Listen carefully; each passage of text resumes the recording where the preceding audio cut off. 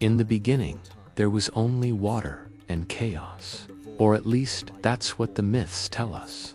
The Kojiki, Japan's oldest surviving chronicle, compiled in 712 CE, describes how the primordial deities, Izanagi and Izanami, stood on the floating bridge of heaven, thrust a jeweled spear into the ocean below, and when they lifted it, the brine, dripping from its tip, coagulated into the first island.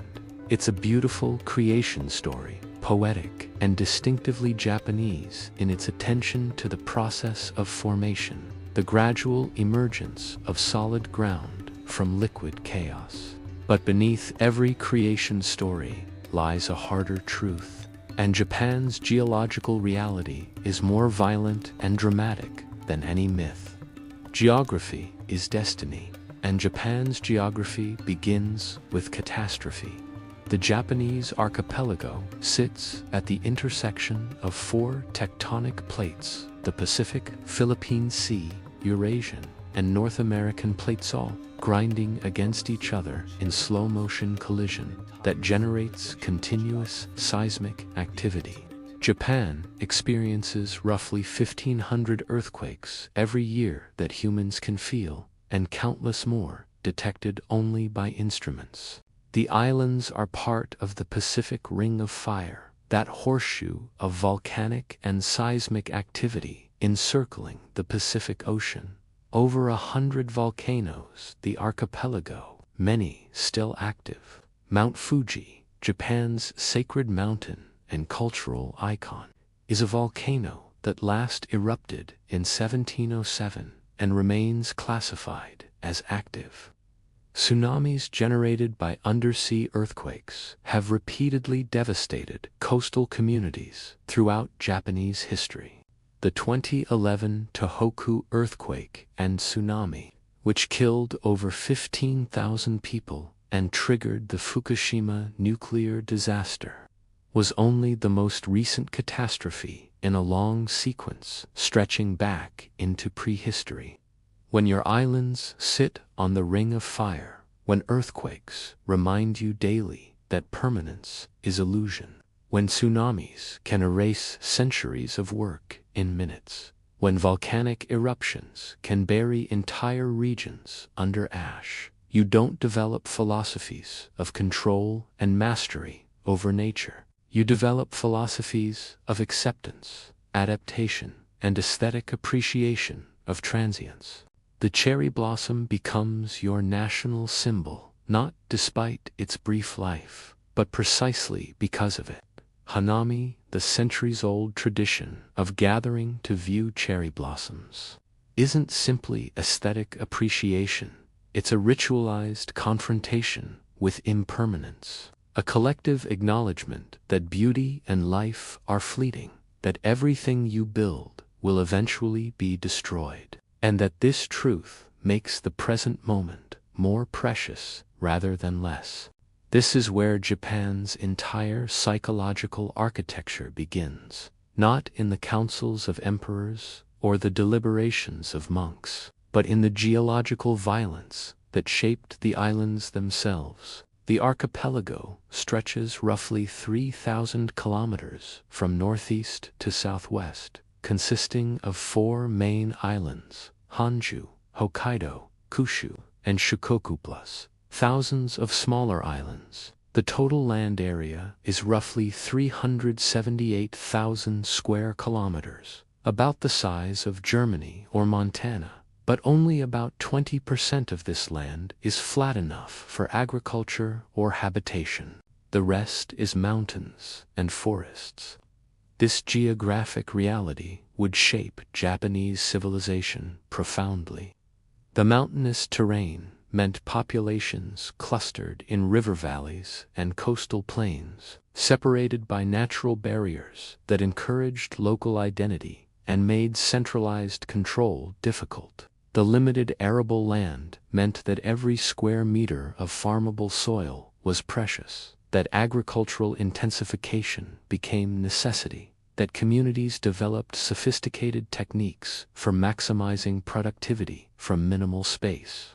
You can see this even today in Japanese urban design, the incredible density, the efficient use of space, the multi-story buildings on tiny lots. These aren't modern innovations, but ancient adaptations to fundamental geographic constraint. The surrounding ocean provided both protection and provocation. Japan was close enough to the Asian mainland that cultural exchange remained possible. Korea lies only 200 kilometers from Kyushu at the nearest point, but far enough that Japan could choose when and how to engage. This would prove crucial. Unlike continental civilizations that faced constant military pressure from neighboring states, Japan could control the terms of foreign contact. The ocean was a moat, but not an impenetrable one. It allowed selective permeability, the ability to open and close the door as circumstances dictated. This geographic advantage would enable Japan to attempt something almost no other major civilization managed: voluntary, nearly complete isolation for 2.5 centuries. The ocean also meant that Japan had no natural resources for large-scale civilization. There was no coal until deep mining became possible. Oil didn't exist. Iron deposits were poor. Copper was available, but limited. The islands had forests, fish, and rice-growing potential, but little else.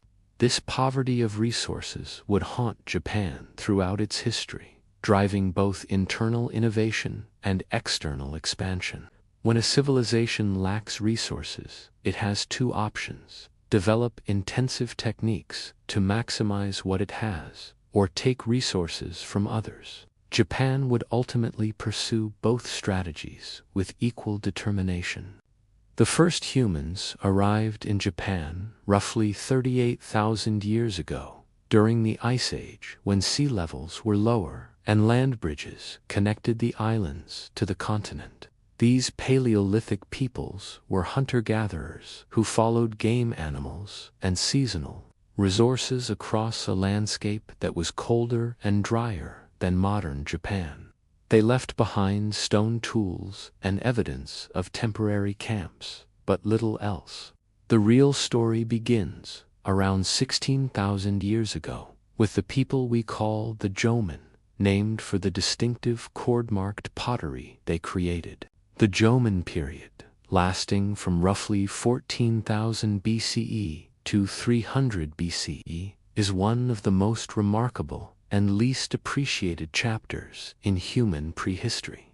These were not simple hunter-gatherers scraping out subsistence existence. The Jomon developed sophisticated pottery among the world's earliest ceramic traditions, not because they needed containers for agricultural storage, but because they had achieved a level of sedentary abundance that allowed craft specialization.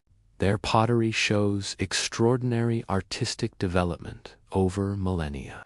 From simple, cord-marked vessels to elaborate flame-rimmed pots that served ceremonial functions, they built permanent villages, some with populations in the hundreds, with large pit houses that required collective labor to construct.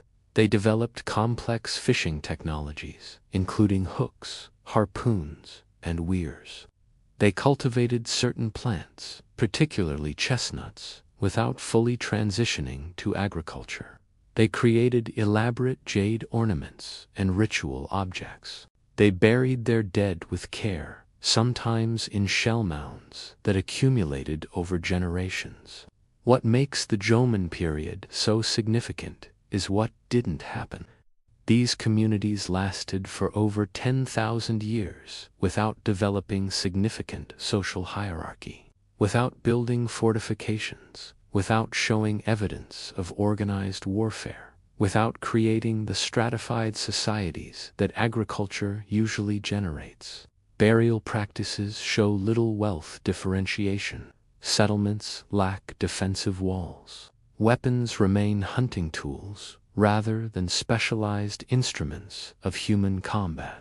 The the Jomon achieved something rare in human history: stable, long-term, relatively egalitarian communities that didn't collapse their environment or each other. Their diet was incredibly diverse.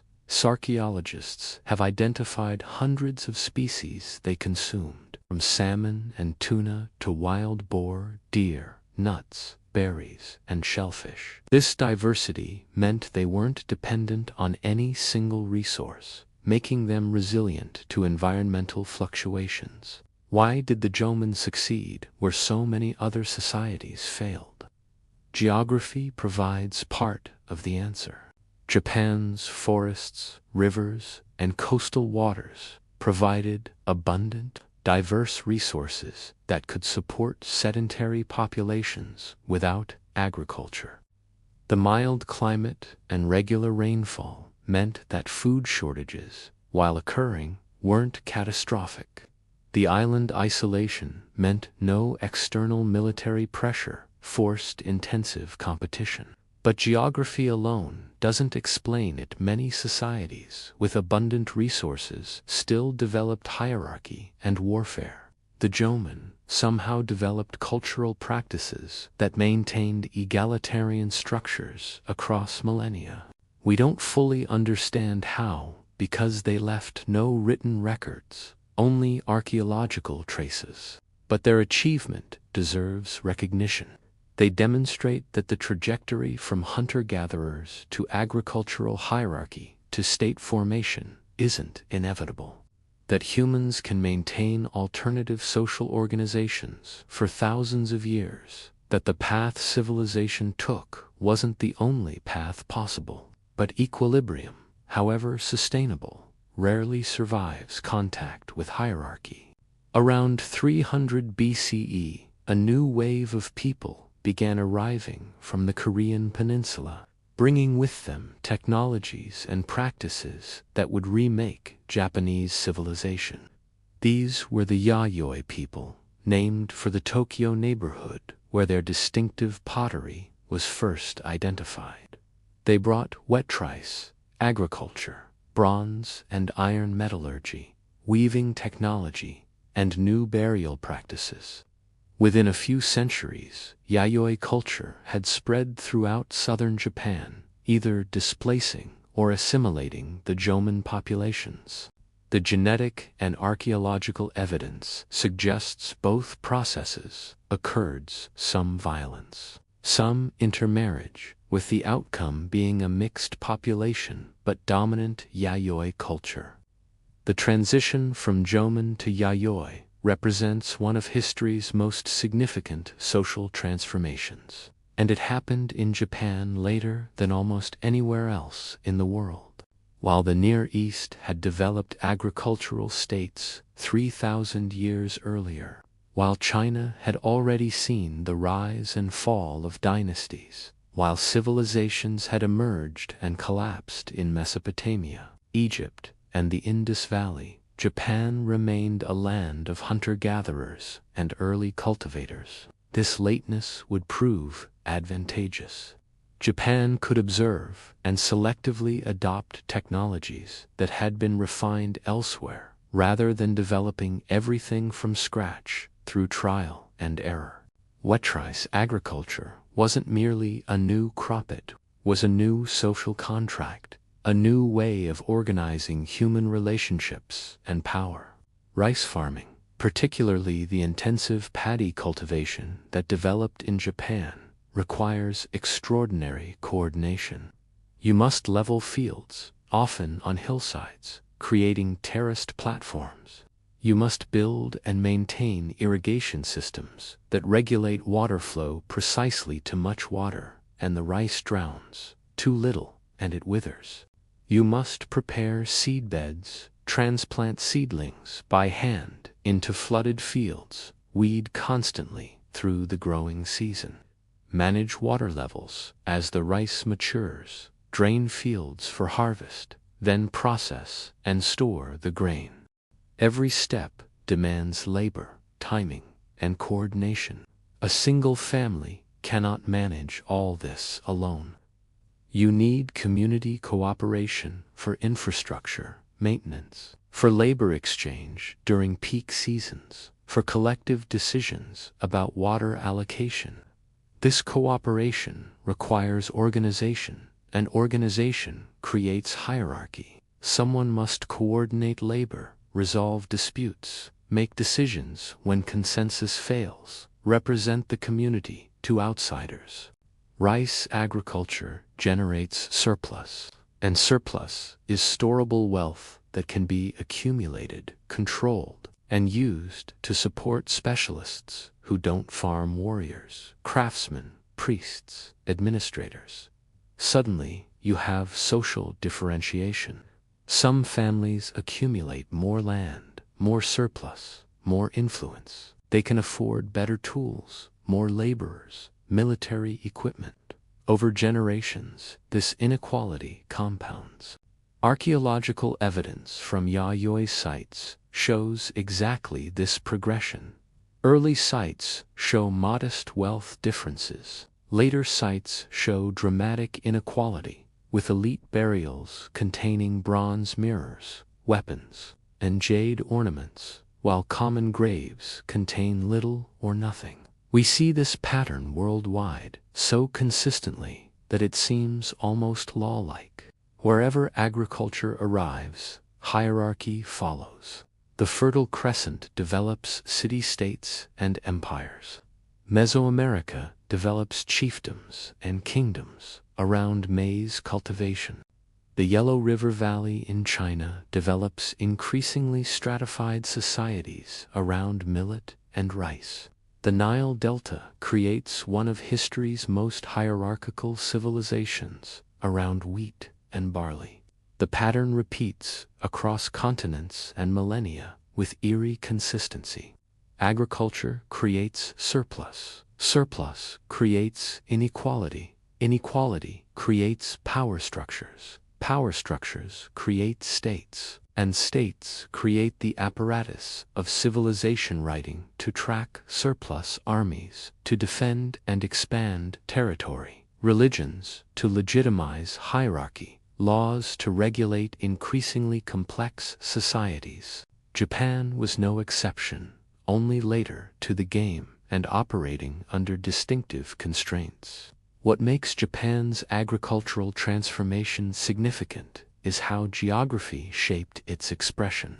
Unlike the Near Eastern grain states that developed in flat river valleys like the Tigris-Euphrates or Nile, where centralized irrigation systems gave rulers control over water and thus over agricultural productivity, Japan's rice agriculture operated in fragmented valleys separated by mountains. You couldn't build a Mesopotamian-style hydraulic empire because there was no single river system to control.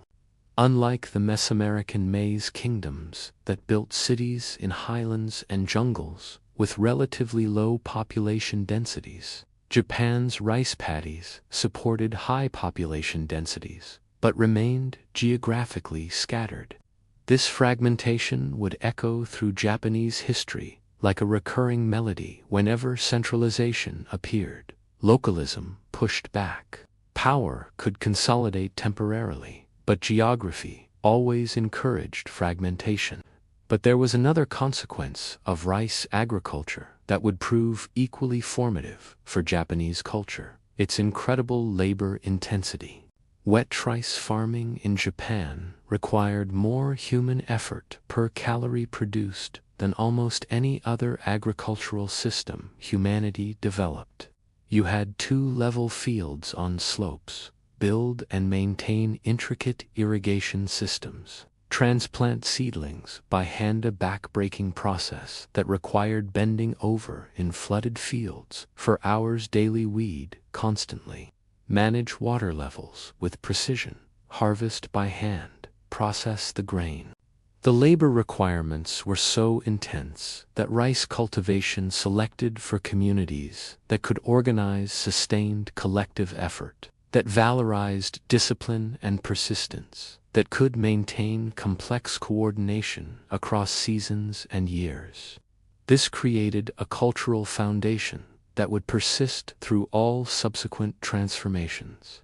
The aesthetic principles that would later emerge in Japanese culture, the tea ceremonies, ritualized precision, the swordsmith's obsessive craftsmanship, the gardener's patient cultivation, the calligrapher's practiced discipline all trace back conceptually to rice paddies, where survival depended on meticulous attention to detail, where small errors compounded into harvest failures, where success came from incremental improvements sustained over time.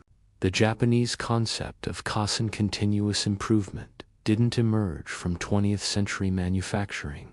It emerged from agricultural practices where you constantly refined techniques, where you learned from minute observations, where mastery came through patient repetition. By the 3rd century CE, this agricultural transformation had generated enough surplus and social organization to create something recognizable as a state.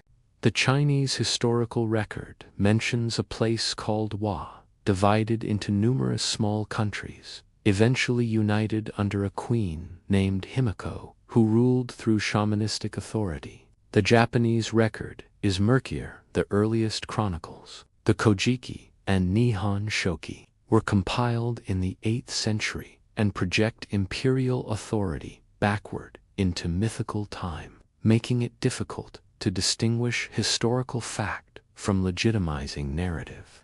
But by the 5th century, the archaeological and textual evidence converges on the emergence of the Yamato polity centered in the Nara Basin on Honshu. Calling Yamato a state might overstate its reach and capabilities. It was more accurately a coalition of powerful clans called Yuji, each controlling land and people in specific territories, with the Yamato clan recognized as paramount among them. The Yamato chief's authority came not primarily from military dominance, though that played a role, but from religious legitimacy. This is where Shinto enters the story, not as a later invention or import, but as the ideological infrastructure that made centralized power possible. Shinto is difficult to define because it's fundamentally different from the religious traditions most people know. It has no founder like Buddhism's Siddhartha Gautama or Christianity's Jesus. It has no canonical scripture like the Bible or Quran. It has no systematic theology explaining the nature of divinity, the meaning of existence, or the path to salvation. Instead, Shinto is animistic, localized, and intensely practical. The word itself, Shinto, the way of the kami, was actually coined later to distinguish indigenous Japanese practices from Buddhism. The practices existed long before the name. Kami are spiritual essences or forces that inhabit the world. Everything can contain kami mountains, rivers, trees, rocks, ancestors, animals, even abstract concepts like growth or fertility. Kami aren't gods in the monotheistic sense. They're more like localized spiritual powers that must be honored, appeased, and properly related to. A Shinto shrine isn't a place to contemplate universal moral truths or seek personal salvation. It's a site where humans interact with specific kami, usually the kami associated with that particular place. You worship the kami of the mountain to ensure it doesn't send landslides. You honor the rice kami to ensure harvest success. You venerate your ancestors so their wisdom and protection continue benefiting the family line. This is environmental management technology dressed as religion. In a landscape prone to earthquakes, tsunamis, typhoons, volcanic eruptions, landslides, and floods, you need psychological frameworks for relating to an environment that can destroy you without warning. Shinto provides this framework. It doesn't promise control over nature. That would be hubris. Instead, It emphasizes proper relationship, respect, purification, and ritual propriety. You can't prevent the earthquake, but you can maintain correct relationship with the kami. Perform the appropriate rituals. Keep yourself and your community in a state of purity that makes divine protection more likely. What made Shinto politically powerful was the Yamato clan's mythological claim. According to the stories compiled in the Kojiki and Nihon Shoki, the Yamato chief descended directly from Amaterasu Omikami, the sun goddess, the most important kami in the pantheon. This wasn't merely dynastic propaganda, though. It was certainly that Tit was brilliant statecraft. If your legitimacy comes from military power, someone stronger can overthrow you. If your legitimacy comes from administrative efficiency, someone more competent can replace you. If your legitimacy comes from popular support, shifting opinions can undermine you. But if your legitimacy comes from divine ancestry, from being the literal descendant of the sun goddess, then challenging you means challenging the cosmic order itself. You're not just a political leader. You're the necessary link between the human realm and the divine realm, the person who performs the rituals that maintain universal harmony. We see this pattern of divine kingship worldwide in ancient Egypt, where the pharaoh was a living god, in China with the mandate of heaven that gave the emperor unique cosmic authority, in European monarchies with divine right of kings. But Japan's version had a distinctive feature that would prove remarkably durable. The emperor's power was always more symbolic than actual. Even in these early centuries, real administration fell to powerful clans who governed in the emperor's name through a system of hereditary titles and offices. The emperor reigned, but didn't rule a pattern that would persist for over 1,000 years. This created a political structure of dual sovereignty, where symbolic authority and practical power resided in different hands. It proved remarkably stable because it allowed political competitors to fight for real power without having to destroy the legitimacy structure itself. You didn't need to kill the emperor to rule Japan. You just needed to control access to him, to govern in his name, to be the power behind the throne. This arrangement would survive military dictatorships, civil wars, foreign invasions, and revolutionary transformations. The imperial institution would prove more durable than any specific government, more flexible than any rigid ideology, more adaptable than any institutional structure. It was Japan's political shock absorber, providing continuity while everything around it changed. In the 6th and 7th centuries, Japan faced its first major choice about foreign influence, and the choice it made would establish patterns that persist to the present. Across the sea, China's Temp's dynasty represented the most sophisticated civilization on Earth. Chang'an, the Tang capital, was the world's largest city, home to perhaps 1 million people, a cosmopolitan metropolis where merchants from Central Asia, Persia, and India traded goods and ideas. The Temp's government administered a vast empire through a centralized bureaucracy that was remarkably meritocratic for its time. Chinese technology, from metallurgy to medicine, from architecture to agriculture, represented humanity's cutting edge. Chinese culture, poetry, painting, music, philosophy achieved refinements that other societies could only aspire to. Japanese elites observed all this with a mixture of admiration, anxiety, and ambition. They saw a civilization vastly more advanced than their own, and they recognized that engagement meant potential subordination. China regarded itself as the Middle Kingdom, the center of civilization, with all other societies existing in hierarchical relationship to it. The tribute system formalized this worldview. Foreign rulers sent missions bearing tribute, acknowledging Chinese supremacy, and received, in return, recognition, gifts, and access to Chinese knowledge and trade. For Japanese leaders, this posed a dilemma: how to learn from China without becoming subordinate to it, how to adopt Chinese advantages without accepting Chinese authority. Between 600 and 894 CE, Japan sent 19 official missions to China. Massive undertakings involving hundreds of people sailing dangerous waters to spend years studying Chinese institutions. These weren't casual exchanges. They were systematic intelligence-gathering operations. Monks studied Buddhism at Chinese temples. Scholars copied texts. Craftsmen learned techniques. Students observed government operations.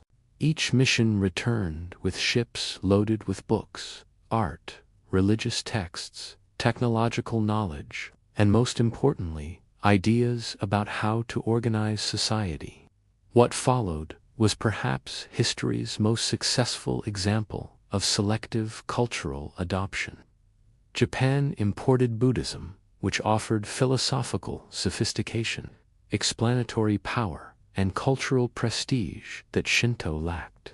Buddhism could address questions about suffering, death, morality, and cosmic order that Shinto simply didn't engage. It provided written scriptures, systematic doctrines, monastic institutions, and artistic traditions.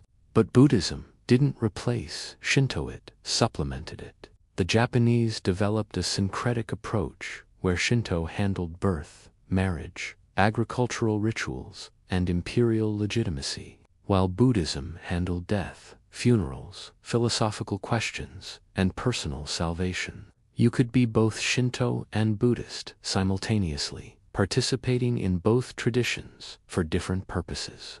This religious flexibility would prove characteristically Japanese, the ability to hold multiple traditions simultaneously without experiencing this as contradiction. Japan also imported Chinese writing.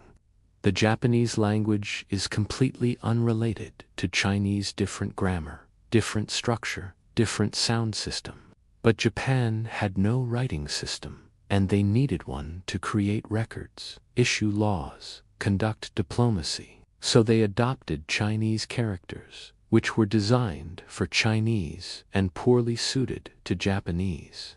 Over centuries, they developed complex workarounds, using characters for their meaning in some contexts, for their sound in others, eventually creating syllabic scripts, hiragana and katakana, that could represent Japanese grammar and sounds. This created one of history's most complex writing systems, where the same text mixes three different scripts. But it worked, and it maintained cultural connection to Chinese civilization while allowing expression of distinctively Spurkich's Japanese language and literature. Japan imported Confucian ethics, which provided a sophisticated moral framework emphasizing hierarchical relationships, filial piety, loyalty to superiors, and educated governance. They imported architectural styles, building Buddhist temples based on Chinese models. They imported urban planning, modeling their capitals on Temp's Chang'an's grid pattern. They imported legal codes, adapting Temp's administrative law to Japanese circumstances. They imported bureaucratic structures, creating a system of government, ministries, and offices. The Taika reforms of 645 CE attempted to remake Japan comprehensively along Chinese lines. They declared all land property of the emperor, with farmers receiving land allotments in exchange for taxes and labor service. They created a centralized bureaucracy with defined ranks and responsibilities. They established systematic taxation. They implemented census registration. They built a new capital at Nara, modeled on Chinese designs. On paper, Japan had become a centralized bureaucratic state like Tang, China. But here's what Japan didn't import. And this omission would shape Japanese history for the next millennium: the examination system.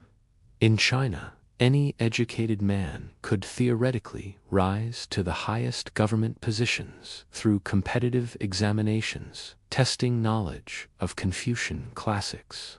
This system, refined over dynasties, created a scholar-bureaucrat class whose authority came from demonstrated merit rather than aristocratic birth. It gave commoners paths to power, allowed talent circulation, and checked hereditary aristocratic dominance. The examinations weren't perfectly meritocratic. Wealthy families could afford better education, creating advantages, but they represented genuine social mobility compared to rigid hereditary systems. Japan looked at this system and rejected it. Government positions remained hereditary, allocated to specific aristocratic families based on birth rather than ability. Why? Because the powerful clans that actually controlled Japan had no interest in a system that would dilute their hereditary privileges.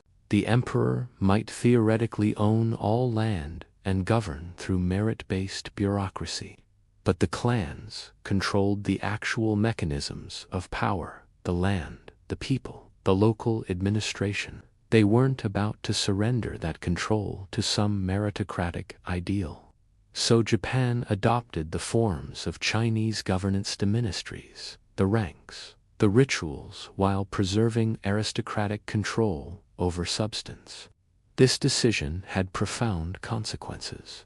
While China developed a relatively fluid system of elite circulation, where families rose and fell based partly on examination success, Japan calcified into a hereditary aristocracy. The same families that held power in the 8th century would still hold power in the 12th, in the 15th, even into the 19th. Some would rise, some would fall, but the basic principle that power came from birth rather than merit would persist. This created stability, but also rigidity, and eventually it created conditions for the military class to displace the civil aristocracy entirely. The Heian period, lasting from 794 to 1185, represents classical Japanese civilization at its cultural zenith and the beginning of its military transformation. Emperor Kamu moved the capital from Nara to Heiankyo, modern Kyoto, partially to escape the political influence of powerful Buddhist monasteries that had accumulated in Nara. Heiankyo would remain Japan's imperial capital for over 1,000 years, though the emperor's political power would wax and wane dramatically. At the Heian court, aristocratic culture achieved extraordinary refinement. This wasn't decorative excess. It was cultural technology, where aesthetic sensitivity became political currency. Courtiers were expected to compose appropriate poetry for every occasion: a spring moon, falling cherry blossoms, a lover's departure, political appointments. The ability to produce elegant, elusive Chinese-style poems demonstrated education and sophistication. But even more distinctively, the Heian aristocracy developed Japanese vernacular literature to remarkable heights.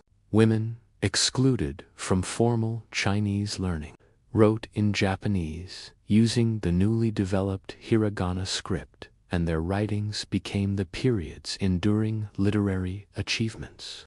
The Tale of Genji, written by Lady Murasaki Shikibu around 1010, stands as one of world literature's masterpieces. It's often called the world's first novella claim that requires qualifications but contains truth. Murasaki created a psychologically complex narrative spanning decades, following the life of Genji, the Shining Prince, through romantic entanglements, political maneuverings, and ultimately, meditation on impermanence and the Buddhist teaching that all worldly pleasures are transient. The novel captures Heian court life with extraordinary detail: the elaborate clothing, the architectural spaces, the seasonal poetry exchanges, the complex romantic protocols, the political scheming dressed as cultural appreciation. But more than documentary realism, Murasaki achieved psychological depth, creating characters with interior lives, conflicting emotions, and genuine development. What makes this remarkable is the context. Women in Heian Japan enjoyed educational and literary opportunities unusual for their era worldwide.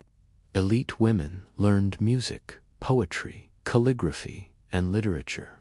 They participated in cultural life, though constrained by gender restrictions.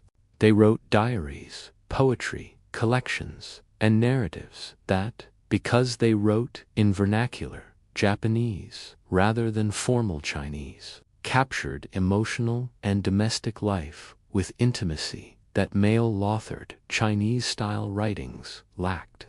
The Pillow Book by Sei Shonagon offers observations, reflections, and lists things that make the heart beat faster, hateful things, elegant things that create a vivid portrait of aesthetic sensibility and social judgment.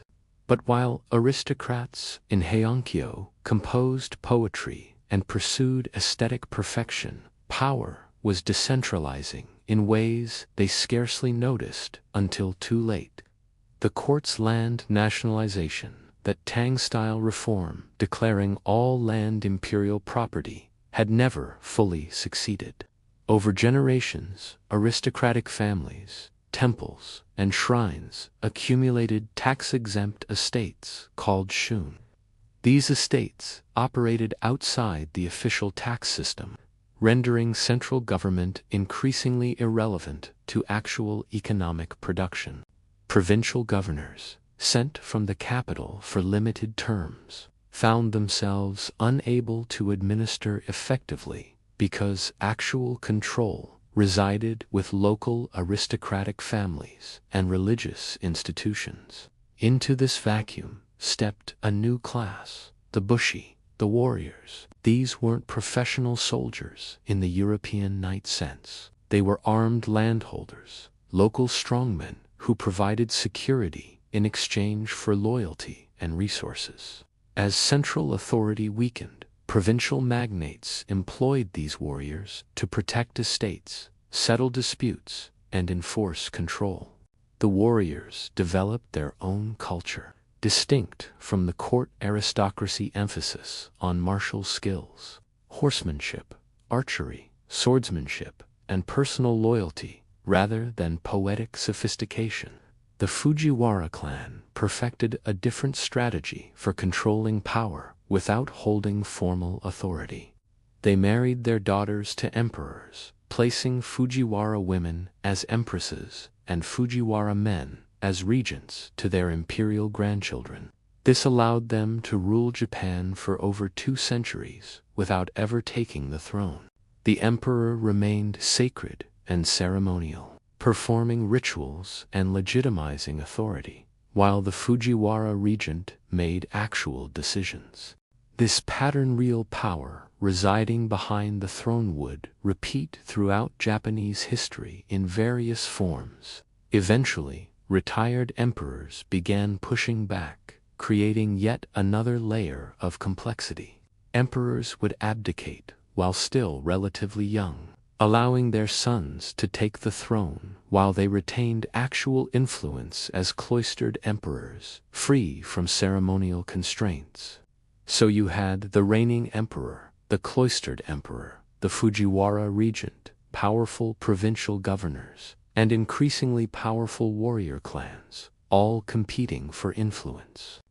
This Baroque political complexity couldn't last. The Genpei War, fought between 1180 and 1185, marked the definitive transfer of power from court aristocrats to military clans, to warrior lineages with imperial connections. The Taira and the Minamoto fought for supremacy across Japan.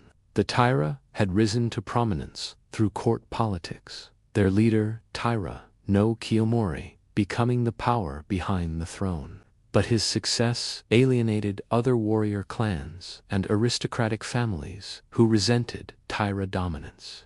When Prince Mochihito called for the Taira's overthrow, Minamoto no Yoritomo, whose father had been killed by the Taira, responded by raising armies in the east. The war devastated the countryside.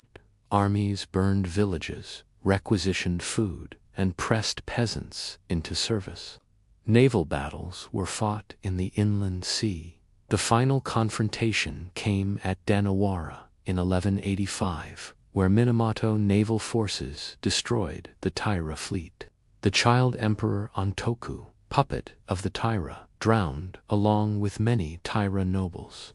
The war's conclusion was unambiguous. The Minamoto had won militarily, and military power would henceforth determine who ruled Japan. What Minamoto no Yoritomo did next established Japan's political structure for 700 years. Rather than take the throne himself, which would have required destroying imperial legitimacy, he established a military government, the Bakufu, in Kamakura, far from Kyoto's court. He took the title of shogun, originally meaning generalissimo, appointed by the emperor to fight barbarians, and transformed it into permanent military dictatorship. The emperor remained in Kyoto, performing ceremonies and granting legitimacy, but real power resided with the shogun and his warrior vassals. Japan now had two capitals, two governments, two sovereignty structures, operating simultaneously: the imperial court in Kyoto, providing symbolic legitimacy; the shogunate in Kamakura, providing actual governance and military power. This wasn't a coup in the traditional sense. The emperor wasn't overthrown, his divine descent wasn't challenged, his ceremonial authority wasn't abolished. He was simply bypassed, made irrelevant to actual political decisions, while remaining essential to political legitimacy. This arrangement would persist, with variations and interruptions, until 1860, 6.5 centuries. It represents one of history's most successful examples of revolutionary change disguised as tradition, of seizing power while maintaining continuity, of transforming everything while claiming to change nothing. The Kamakura shogunate's legitimacy and the warrior class's confidence were tested almost immediately by the most serious external military threat in pre-modern Japanese history: the Mongol invasions. By the 1260s, Kublai Khan had become Great Khan of the Mongol Empire and founded the Yuan dynasty in China. His armies had conquered the largest contiguous land empire in human history, stretching from Korea to Hungary, from Siberia to Vietnam. After subjugating Korea, Kublai sent envoys to Japan demanding submission and tribute. The Kamakura shogunate, with remarkable boldness or foolishness, executed the envoys. In November 1274, a Mongol fleet of nearly 900 ships carrying approximately 40,000 troops, Mongol, Chinese, and Korean soldiers, landed on Kyushu. The Japanese defenders faced an enemy whose tactics were completely foreign to samurai warfare traditions. Samurai combat emphasized individual prowess, personal honor, and single combat, with warriors announcing their lineage before fighting. The Mongols fought in coordinated formations, using massed cavalry charges, gunpowder weapons, including primitive bombs and crossbows. They attacked collectively, caring nothing for Japanese honor codes. Initial encounters were disasters for the defenders. The Mongols overwhelmed them through superior tactics and weaponry, but the Mongols didn't press their advantage. After a day of fighting, they returned to their ships. That night, a storm struck. destroying many vessels and forcing the surviving fleet to retreat to Korea. The Japanese called it divine wind kamikaze sent by the kami to protect the sacred islands. This interpretation would have profound psychological consequences, reinforcing the conviction that Japan was divinely protected, that the emperor's relationship with the sun goddess ensured supernatural intervention in moments of existential threat. Kublai Khan wasn't deterred by one failure. For 7 years, he prepared a larger invasion while demanding Japanese submission.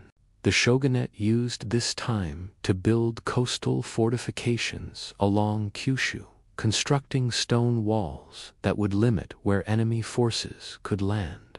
In 1281, the Mongols returned with staggering force, over 4,000 ships carrying perhaps 140,000 troops, divided into 2 fleets that planned to converge on Kyushu. The Japanese defenders fought desperately. The coastal fortifications channeled the invasion into killing zones.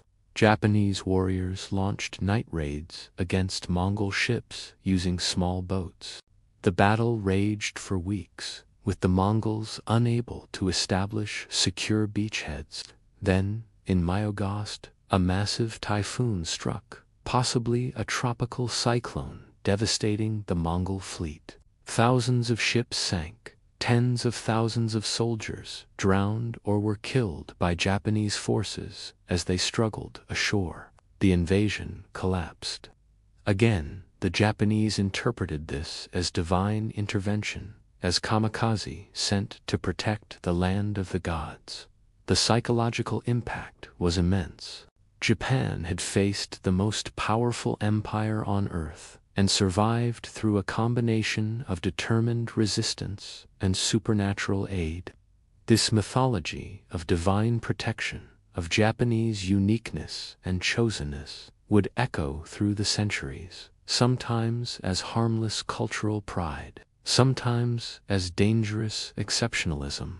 In the 20th century, it would reach toxic apotheosis when kamikaze pilots would claim the name of the divine wind while deliberately crashing their aircraft into American ships, sacrificing themselves for the emperor who was, according to the mythology reinforced by the Mongol invasions, a living god whose land could not be conquered. The invasions also transformed the samurai class in more immediate ways. Warfare became less about individual heroics and more about organized defense, collective effort, and strategic coordination. The experience of fighting a foreign enemy who didn't share Japanese cultural codes, who used gunpowder and massed formations, who attacked for conquest rather than glory, forced military evolution. But the victories created a problem the Kamakura shogunate couldn't solve: how to reward the warriors who had defended Japan. Normally, victorious lords distributed conquered land to loyal vassals, but there was no conquered land. The Mongols had been repelled, not conquered. The treasury was depleted by fortification building and military mobilization. Warriors who had fought expected rewards and received inadequate compensation. Discontent grew through the early 14th century. The shogunate's authority eroded as it proved unable to provide effective governance or satisfy its warrior vassals. In 1333, Emperor Go-Daigo attempted to restore imperial rule, allying with dissatisfied military strongmen. The Kamakura shogunate fell, but Go-Daigo's restoration collapsed almost immediately as his warrior allies turned against him. What emerged was the Ashikaga shogunate, nominally ruling from Kyoto, but actually far weaker than its predecessor. For decades, Japan had 2 emperors, northern and southern courtiers, claiming legitimacy, each backed by competing warrior coalitions. This period of disruption and weak central authority set the stage for the Sengoku period, the age of warring states. The Sengoku period, roughly 1467 to 1603, represents feudalism's purest expression in Japanese history, and one of the most violent, creative, and transformative eras any civilization has experienced. To understand it, you must understand what happens when central authority collapses completely, but the demand for order, security, and prosperity remains. Humans don't revert to chaos, they create local order. And in Japan, this meant over a century of nearly continuous warfare as dozens, eventually hundreds, of daimyo feudal lords competed for territory, resources, and survival. The Sengoku period began with the Onin War, a succession dispute that devastated Kyoto and demonstrated that neither the emperor nor the shogun could maintain order. With central authority irrelevant, power devolved to whoever could command military force. Daimyo emerged as independent rulers, some descended from old aristocratic families, some from provincial warrior houses, some from low-born warriors who seized power through ability and ruthlessness. The social fluidity was remarkable. Japan's most rigid, class-based society suddenly permitted social mobility through military success. A peasant could become a warrior could become a daimyo could aspire to rule Japan. Each daimyo became a state builder in miniature. They developed administrative systems to tax their domains, promote agricultural productivity, recruit and maintain armies, and govern populations. They constructed castles that served as military fortresses and administrative centers, massive stone foundations supporting multi-story wooden structures that dominated castle towns. These castle towns became economic hubs, attracting merchants, craftsmen, and service providers. The daimyo encouraged this urban development, understanding that economic prosperity funded military power. Technological innovation accelerated because war demands it. Agricultural productivity increased as daimyo implemented land surveys, improved irrigation, introduced new crops, and encouraged reclamation of marginal land. They needed to feed larger armies and generate more tax revenue, so they promoted economic development actively. This was Japan's feudalism, operating at maximum intensity, comparable to medieval Europe's endless warfare between kingdoms, duchies, and free cities, but compressed into a smaller geography and shorter time frame. In 1543, an event occurred that would transform Japanese warfare. Portuguese traders arrived on Tanegashima Island carrying firearms. Within decades, Japan was producing more firearms than any country in Europe. Daimyo recognized immediately that guns rendered traditional cavalry charges obsolete. At the Battle of Nagashino in 1575, Oda Nobunaga demonstrated the new warfare by using thousands of arquebusiers in rotating ranks to annihilate a cavalry charge by the Takeda clan, one of Japan's most formidable military forces. The romantic vision of samurai warfare, individual combat, horse archery, sword dueling, gave way to massed infantry with firearms, supported by pike formations and cavalry. But firearms brought other changes. The Portuguese traders brought more than guns, they brought Christianity. Jesuit missionaries, particularly Francis Xavier, began converting Japanese to Catholicism. Some daimyo converted partly from genuine conviction, partly because Portuguese traders often preferred dealing with Christian lords, creating economic incentives for conversion. Christianity spread remarkably quickly. Estimates suggest perhaps 300,000 Japanese converted by the early 17th century. This might seem small in a population of perhaps 12 million, but it was geographically concentrated in Kyushu and represented a threat to social order. Christianity posed problems that other foreign religions hadn't. Buddhism and Confucianism could coexist with Shinto and with feudal loyalty structures. But Christianity claimed an authority higher than any earthly lord, higher than the emperor himself. It taught that all humans were equal before God, potentially undermining hierarchical social order. It demanded exclusive worship, forbidding participation in Shinto or Buddhist rituals. For ordinary Japanese, this might mean refusing to participate in community festivals, in ancestor worship, in the rituals that bound communities together. For warriors, it might mean prioritizing religious commands over lords' orders. The religion carried political implications that Buddhist missionaries never raised. Moreover, European colonial expansion elsewhere followed a pattern. Missionaries arrived first, creating converts and cultural beachheads, then traders, then soldiers. The Spanish had conquered the Philippines using exactly this sequence. The Portuguese dominated trade throughout Asia, partly through their ability to convert local elites, who then facilitated Portuguese commercial and political interests. Japanese leaders, particularly those who emerged victorious from the Sengoku warfare, looked at this pattern and recognized potential threat. Christianity might be a cultural advanced guard for European colonization. But before addressing that threat, someone had to end the Sengoku chaos.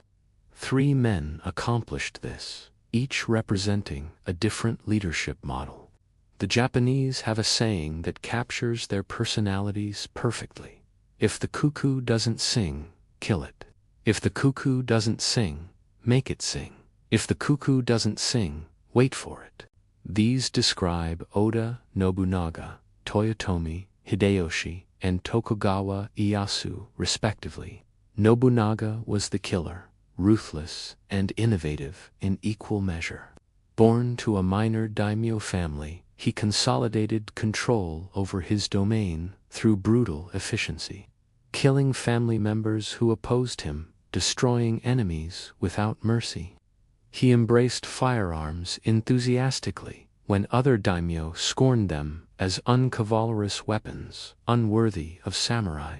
He organized Ashigaru peasant foot soldiers, sent to effective military units, using tactics borrowed from European warfare as understood through Portuguese contacts. He promoted subordinates based on ability rather than birth, a radical departure in status-obsessed Japan. When Buddhist monasteries on Mount Hiei opposed him, he burned them, massacring thousands of monks. When the Ikko-Ikki armed Buddhist communities resisted, he crushed them systematically. He destroyed enemies, eliminated rivals, and built power through calculated terror. Nobunaga unified central Japan and was poised to complete the conquest when, in 1582, one of his generals, Akechi Mitsuhide, betrayed him. Surrounded at Honnogi Temple in Kyoto, Nobunaga committed seppuku, ritual suicide, rather than be captured. His death might have returned Japan to chaos, if not for Hideyoshi. Toyotomi Hideyoshi was the unlikely successor, born a peasant, rising through ability, charisma, and political genius to complete Nobunaga's work. Hideyoshi exemplified Sengoku social mobility, from peasant to general to ruler of Japan within a single lifetime. He avenged Nobunaga by defeating Mitsuhide, then systematically conquered the remaining independent daimyo through combination of military force and political maneuvering, offering generous terms to those who surrendered, destroying those who resisted. By 1590, he had unified Japan, ending a century and a half of warfare. But Hideyoshi's ambitions didn't stop at Japan's shores. He dreamed of conquering China, using Korea as the invasion route. In 1592, and again in 1597, He launched massive invasions of Korea. These campaigns were catastrophic failures. Korean resistance, aided by Ming Chinese forces, stalled the invasions. Korean naval forces under Admiral Yi Sun-sin inflicted devastating defeats using innovative turtle ships armored vessels that destroyed Japanese supply lines. The invasions devastated Korea, killed hundreds of thousands, and ultimately achieved nothing except wasting Japanese resources and lives. Hideyoshi died in 1598, and his remaining generals immediately withdrew from Korea. The third man, Tokugawa Ieyasu, was the patient strategist. He had served both Nobunaga and Hideyoshi, accumulating power, building alliances, and waiting for opportunity.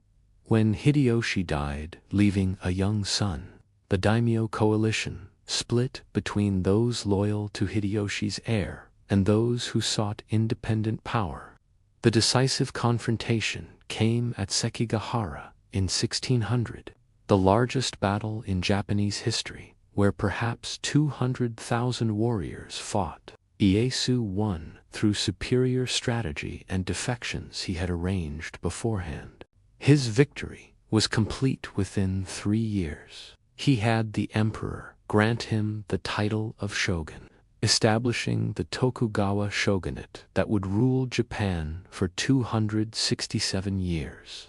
Ieyasu's real genius wasn't military, it was political architecture. He designed a system to prevent the chaos that had consumed the previous 2 centuries, and remarkably, his system worked.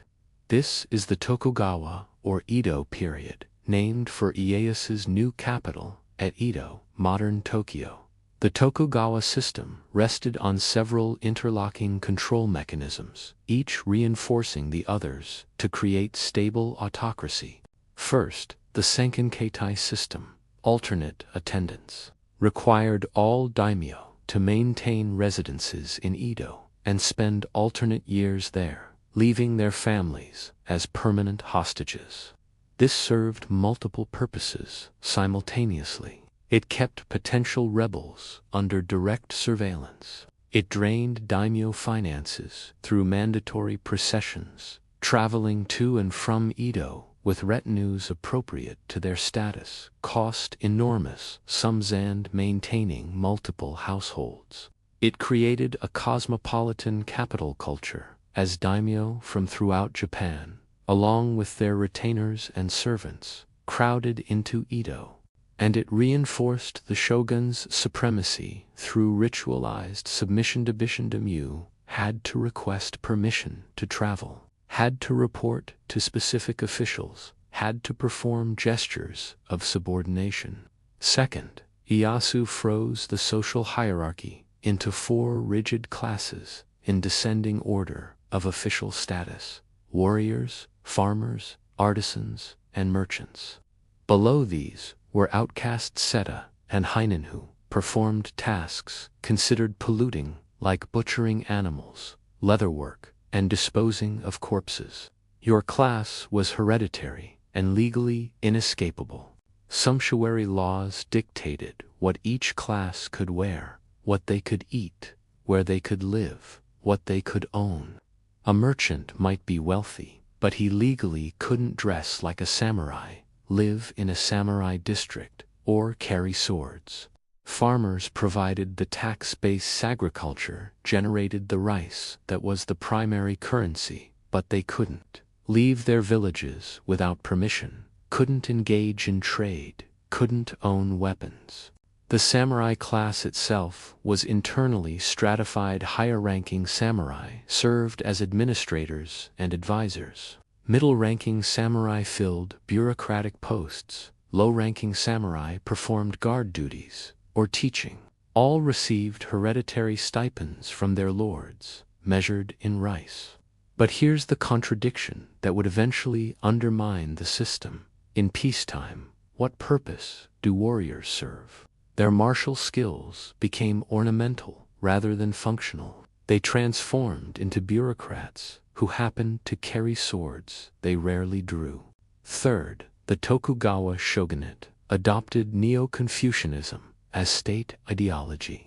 This Chinese philosophical tradition emphasized hierarchical relationships, ruler and subject, father and son, husband and wife, elder and younger, friend and friend.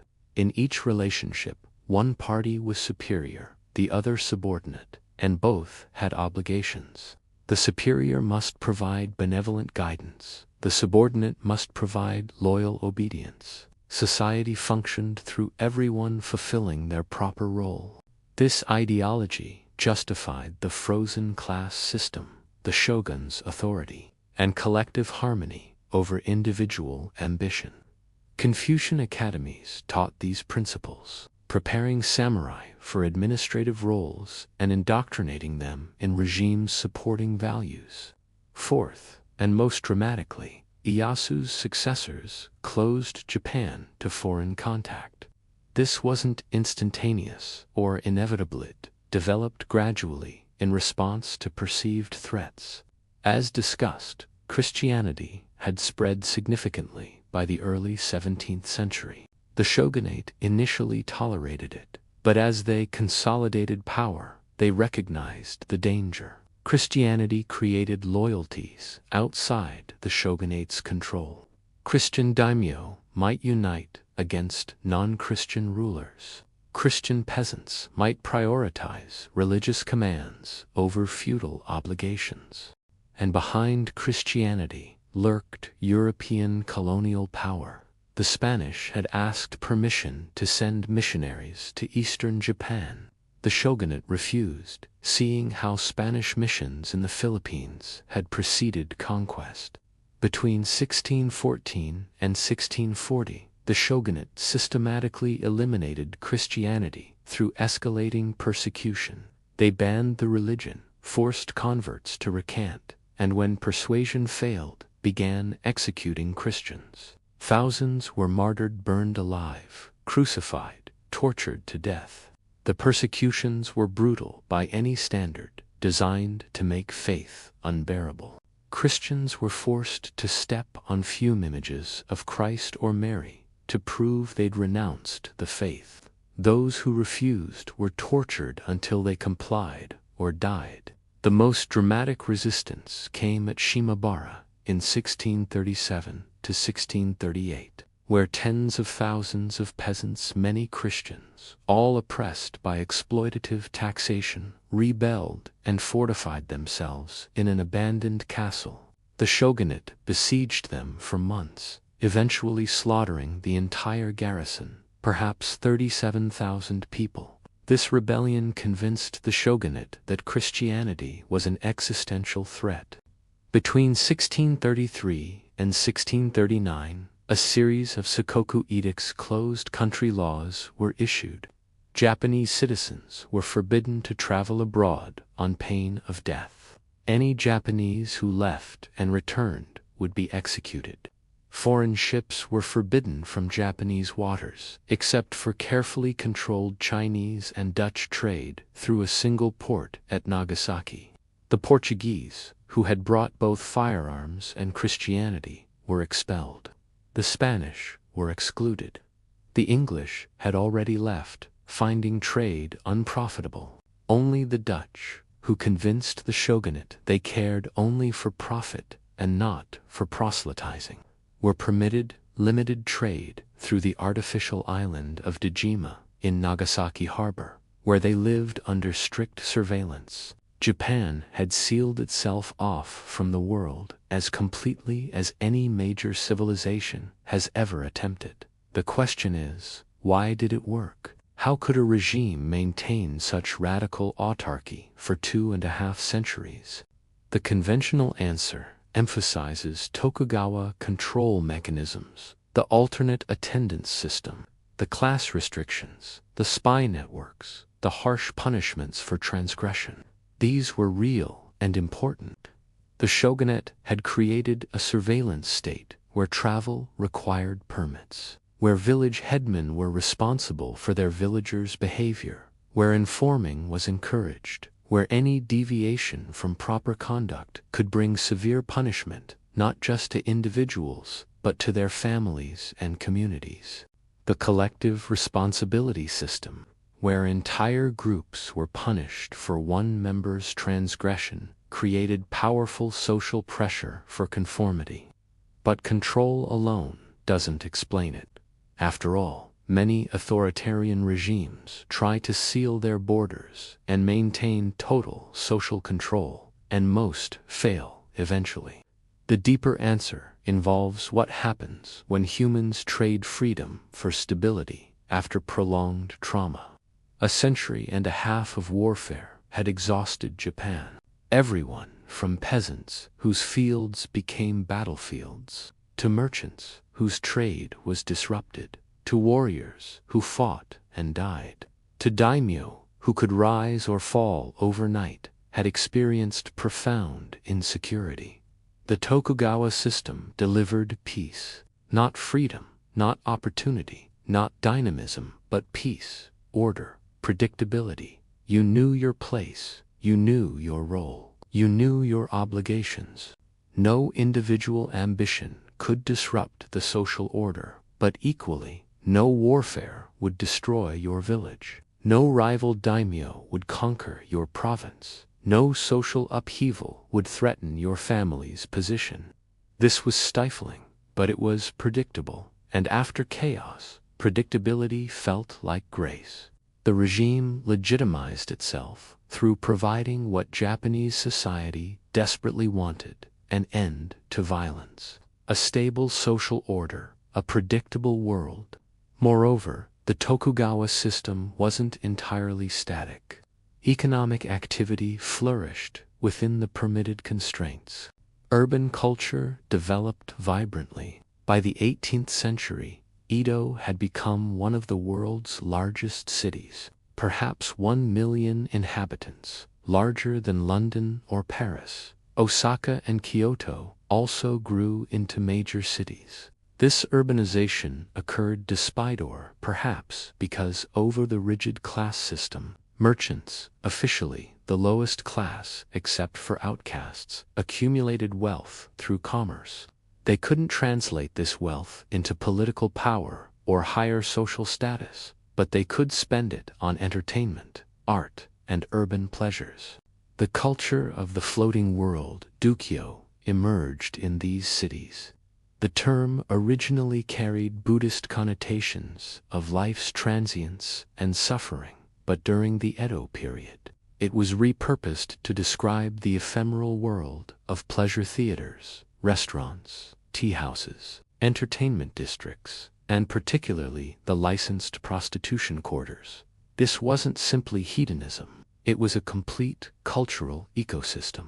The courtesans of the Yoshiwara district in Edo became cultural celebrities, trendsetters in fashion and manners. The geisha developed as professional entertainers trained in music, dance, conversation, and games, occupying an ambiguous social space between respectability and transgressions. But they existed in the pleasure quarters, and their relationships with patrons often became intimate. Kabuki theater developed elaborate performances, combining music, dance, stylized movement, and dramatic plots. The performances were often subversive in subtle ways, commenting on contemporary society through historical allegories, satirizing authority figures while maintaining plausible deniability. The actors themselves existed outside normal social categories. They couldn't legally marry outside their profession, lived in segregated districts, but achieved celebrity status. Ukiyo-e woodblock prints depicted this floating world-famous courtesans, celebrated actors, erotic scenes, scenic landscapes. Artists like Hokusai and Hiroshige created images that combined technical mastery with aesthetic innovation. Hokusai's 36 views of Mount Fuji, including the iconic Great Wave off Kanagawa, demonstrated how artistic genius could emerge from commercial art. These weren't rare paintings for aristocratic patrons, but mass-produced prints sold to urban commoners. When Japan eventually opened, these prints would travel to Europe and profoundly influence Impressionist and Post-Impressionist artists like Monet, Van Gogh, and Degas, creating the artistic movement called Japan. Haiku poetry reached its zenith during the Edo period, particularly through Matsuo Basho, who elevated the 17-syllable form into profound art. Haiku captured moments of perception, seasonal imagery, natural observations, human experiences with extreme compression.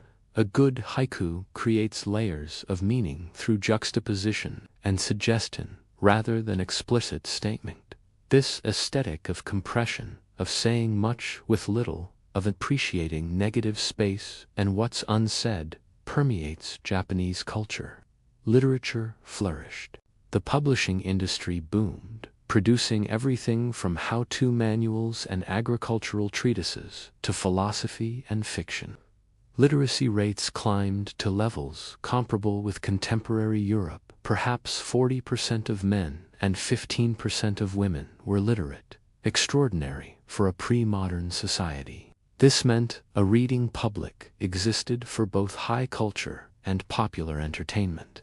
What's striking about all this cultural flowering is that it occurred precisely because political engagement was forbidden. When you can't participate in governance, can't pursue military glory, can't travel abroad to seek fortune, can't climb the social hierarchy through achievement, you channel creativity into permitted realms.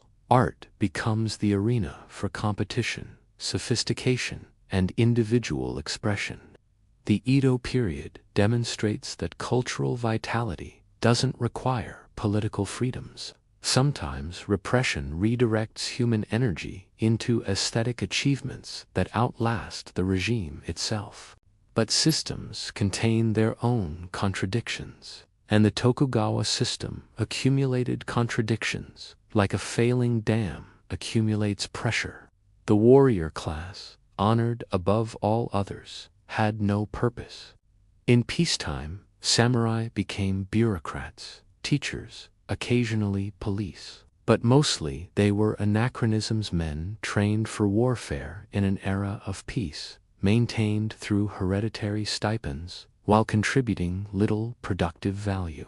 Meanwhile, merchants, officially the lowest classic, accumulated real wealth through commerce. The economic and status hierarchies diverged completely. A wealthy merchant might own property worth hundreds of times a lower samurai's annual stipend, but the samurai could legally kill the merchant for showing disrespect. This contradiction created social tension and intellectual ferment. Some samurai, impoverished by inflation and fixed stipends, became ronin, masterless samurai, often desperate and dangerous. Others became scholars, merchants, or abandoned samurai status entirely. The regime tried to maintain the fiction that wealth didn't matter, that status came from class position alone, but reality made this increasingly absurd.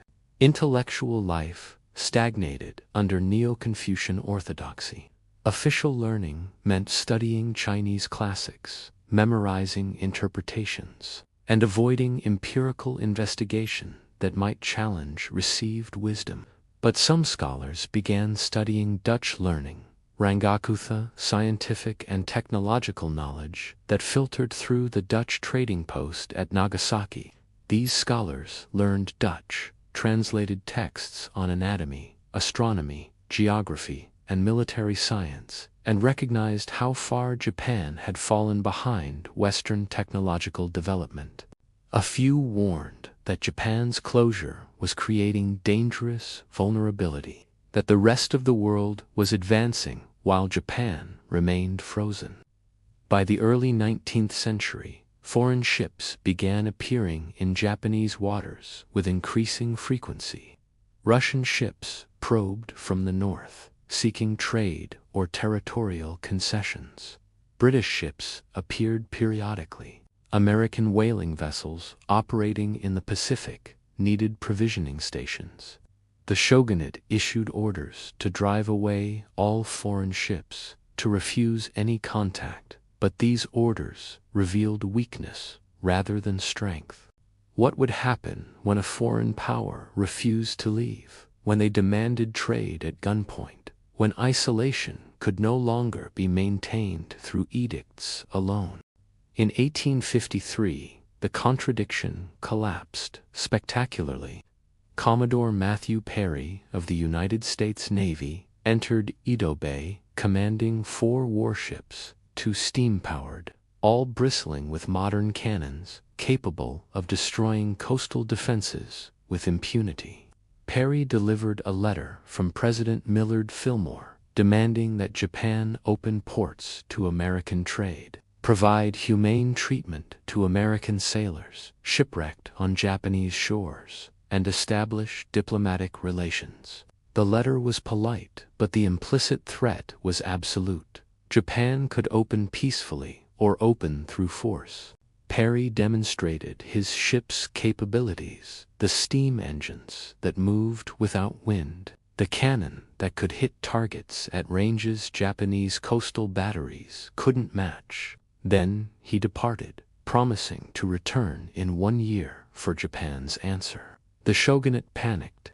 They couldn't defeat Perry's fleet. They knew it. Perry knew it. Everyone knew it. The 250 years of military peace meant Japanese forces had no experience with modern naval warfare.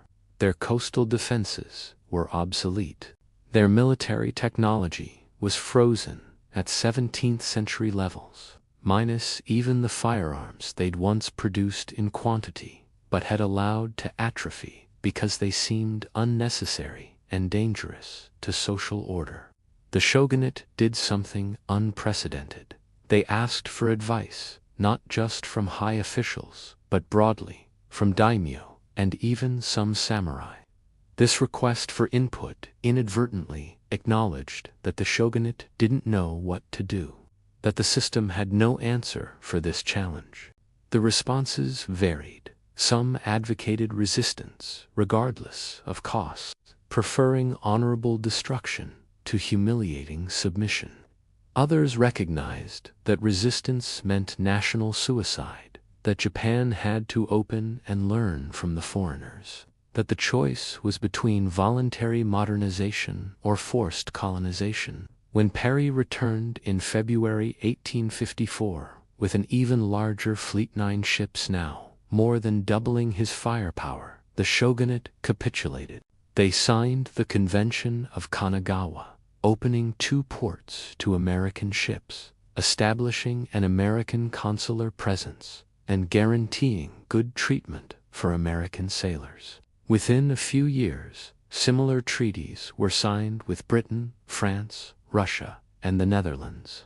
These were unequal treaties, granting foreigners legal extraterritorial, meaning foreign nationals would be tried in consular courts rather than Japanese courts, and limiting Japan's tariff autonomy, preventing the government from controlling import duties to protect domestic industry. These were the same humiliating arrangements that had been imposed on China after the Opium Wars. The same arrangements that signaled a weak nation forced to submit to stronger powers. The psychological impact was catastrophic. For 250 years, the Tokugawa shogunate had justified its authority through 2 primary functions: providing security and maintaining order. Now it had capitulated to foreign barbarians without fighting, without even token resistance, revealing its impotence. The emperor, long ceremonial and powerless, suddenly became politically relevant as a symbol around which opposition could coalesce. Anti-foreign activists, particularly younger samurai from southwestern domains like Satsuma and Choshu, rallied around the slogan, "Sano Joy," revere the emperor, expel the barbarians.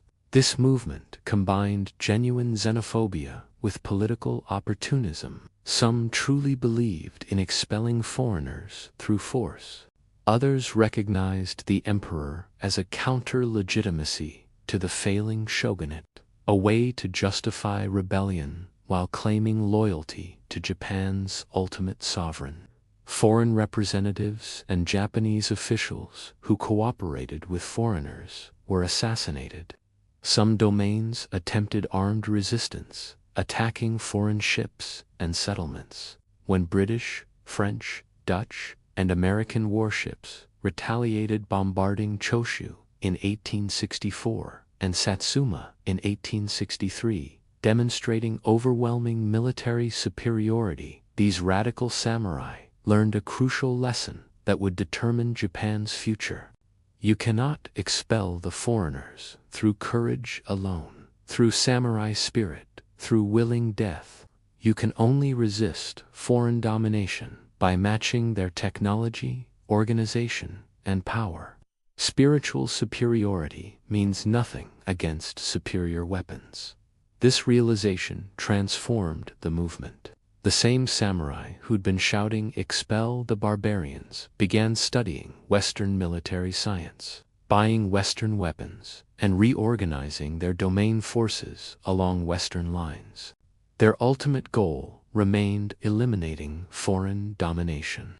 But their strategy shifted from immediate expulsion to long-term strengthening. First, Japan must modernize. Only then could it resist the West.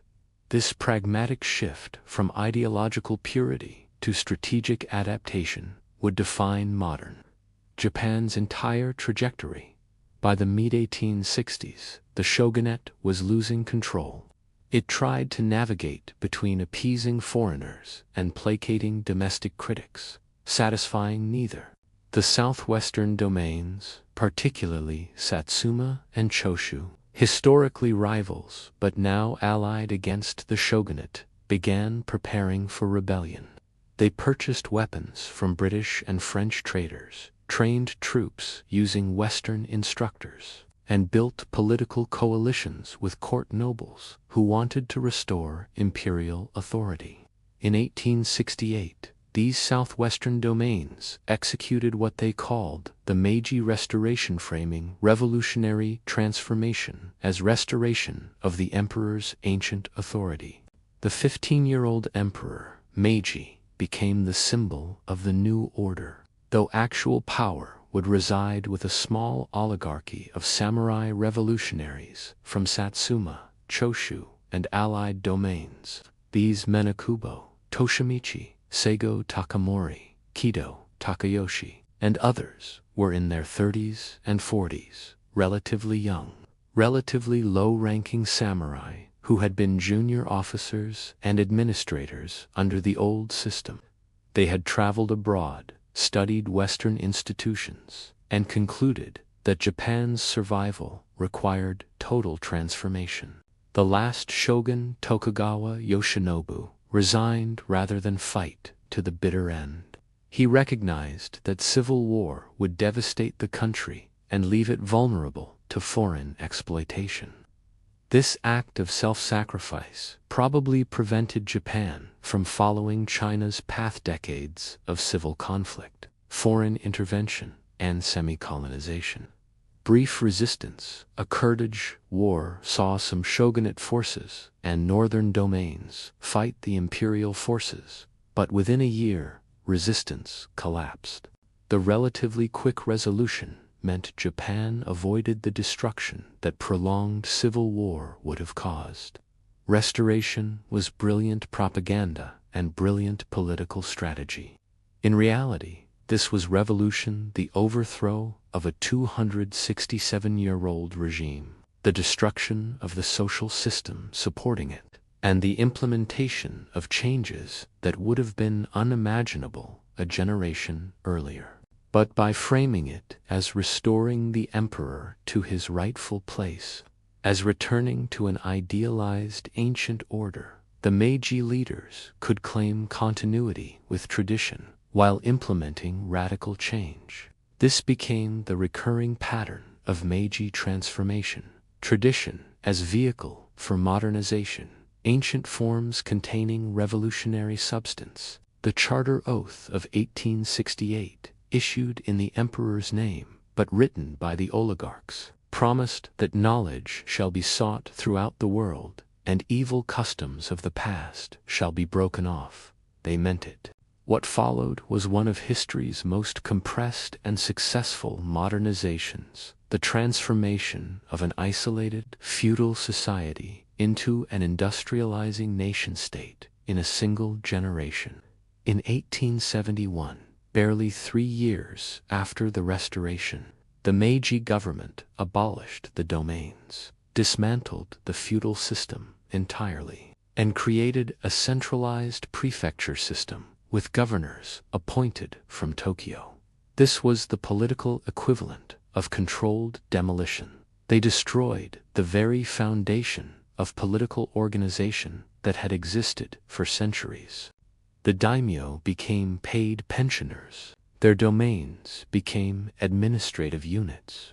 The government eliminated the hereditary stipends supporting the samurai class, effectively making themselves obsolete since the Meiji leaders were themselves samurai. When some samurai rebelled against these changes, particularly the Satsuma Rebellion of 1877, led by Seigo Takamori, one of the Restoration's architects who had become disillusioned with modernization's direction, the government crushed them using a conscript army of peasant soldiers. This was psychologically revolutionary.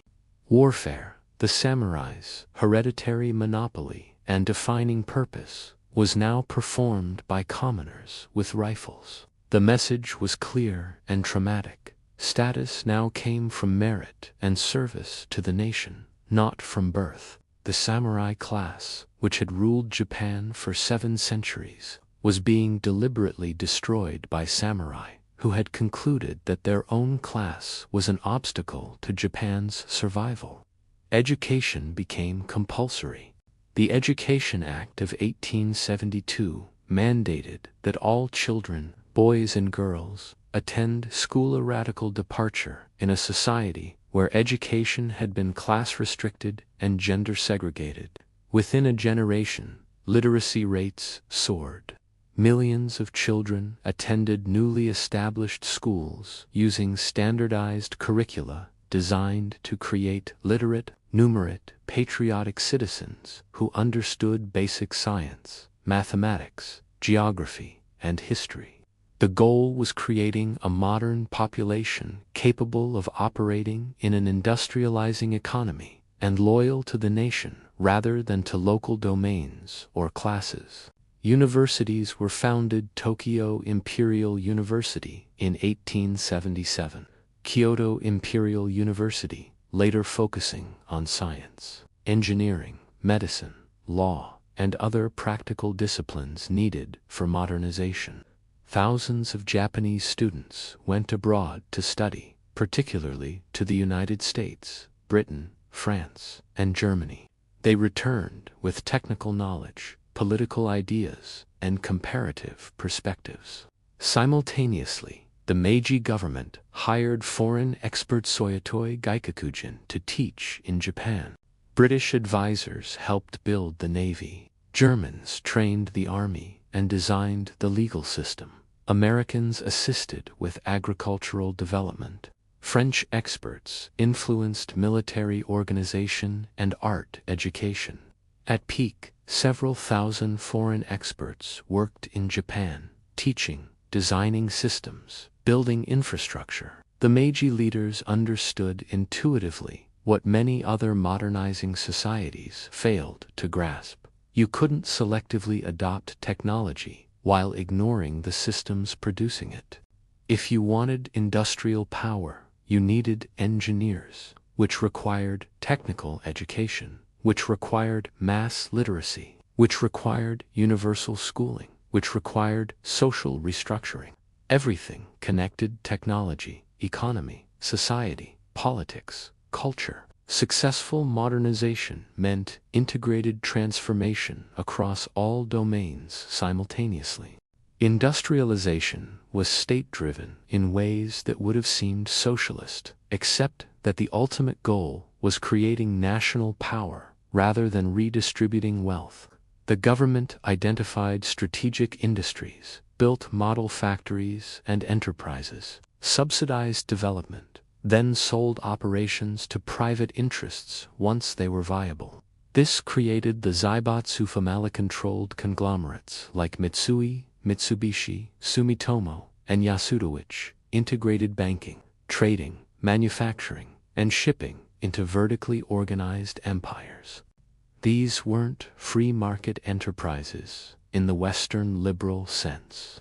They were state-sponsored national champions, tools of strategic development, where the boundary between public and private was deliberately blurred. The state built railroads, telegraph lines, ports, shipyards, arsenals, textile mills, and coal mines. They imported machinery, hired engineers, and sent workers abroad for training. They reformed the currency, establishing a modern banking system based on the U.S. national bank model. They created a central bank, issued bonds, and developed financial markets. Economic policy aimed at catching up with the West. Building military power required industrial capacity. Industrial capacity required infrastructure. Infrastructure required capital. Capital required economic development. The logic was circular, but the determination was absolute. Political transformation accompanied economic change, though more slowly and ambiguously. The Meiji leaders studied Western political systems intensively. The Iwakura mission of 1871 to 1873 sent nearly half the Meiji leadership ambassadors, students, technicians, to tour the United States and Europe for nearly 2 years, observing political institutions, industrial facilities, educational systems, military organizations. They met with presidents, prime ministers, industrialists, and intellectuals. They returned convinced that some form of constitutional government was necessary for Japan to gain respect from Western powers and to channel domestic political energies productively. But what kind of constitution?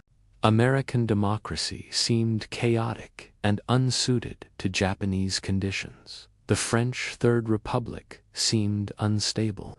British parliamentary monarchy was attractive, but perhaps too liberal. The German model, a constitutional monarchy, where the Kaiser retained sovereignty, where ministers were responsible to the monarch rather than parliament, where voting rights were limited, seemed most compatible with Japanese traditions and Meiji goals. The constitution could modernize political forms while preserving oligarchic control. The Constitution of the Empire of Japan, promulgated in 1889, was granted by the emperor rather than demanded by the people, a gift from above rather than a contract from below. It established an elected diet with 2 houses, but real power remained with the Genrotha, elder statesmen from Satsuma and Choshu, who had led the restoration, and the emperor's ministers, who weren't responsible to the diet. Voting rights were restricted to men meeting property requirements, limiting the electorate to about 1% of the population initially. The military reported directly to the emperor, not to civilian politicians. This hybrid system combined democratic forms with authoritarian substance, creating institutional ambiguities that would prove tragic in the 20th century. But in the 1890s, the system seemed to work brilliantly. Japan had transformed from isolated feudal society to constitutional monarchy with an industrializing economy and modernizing military in just 25 years. The question became, to what end does a nation modernize? What purpose does all this transformation serve? The Meiji leaders had a clear answer, shaped by the international environment they observed. The late 19th century was the age of high imperialism, when European powers were carving up Africa, Southeast Asia, and the Pacific into colonial empires. The logic was brutal and inescapable. If you weren't colonizing, you were being colonized.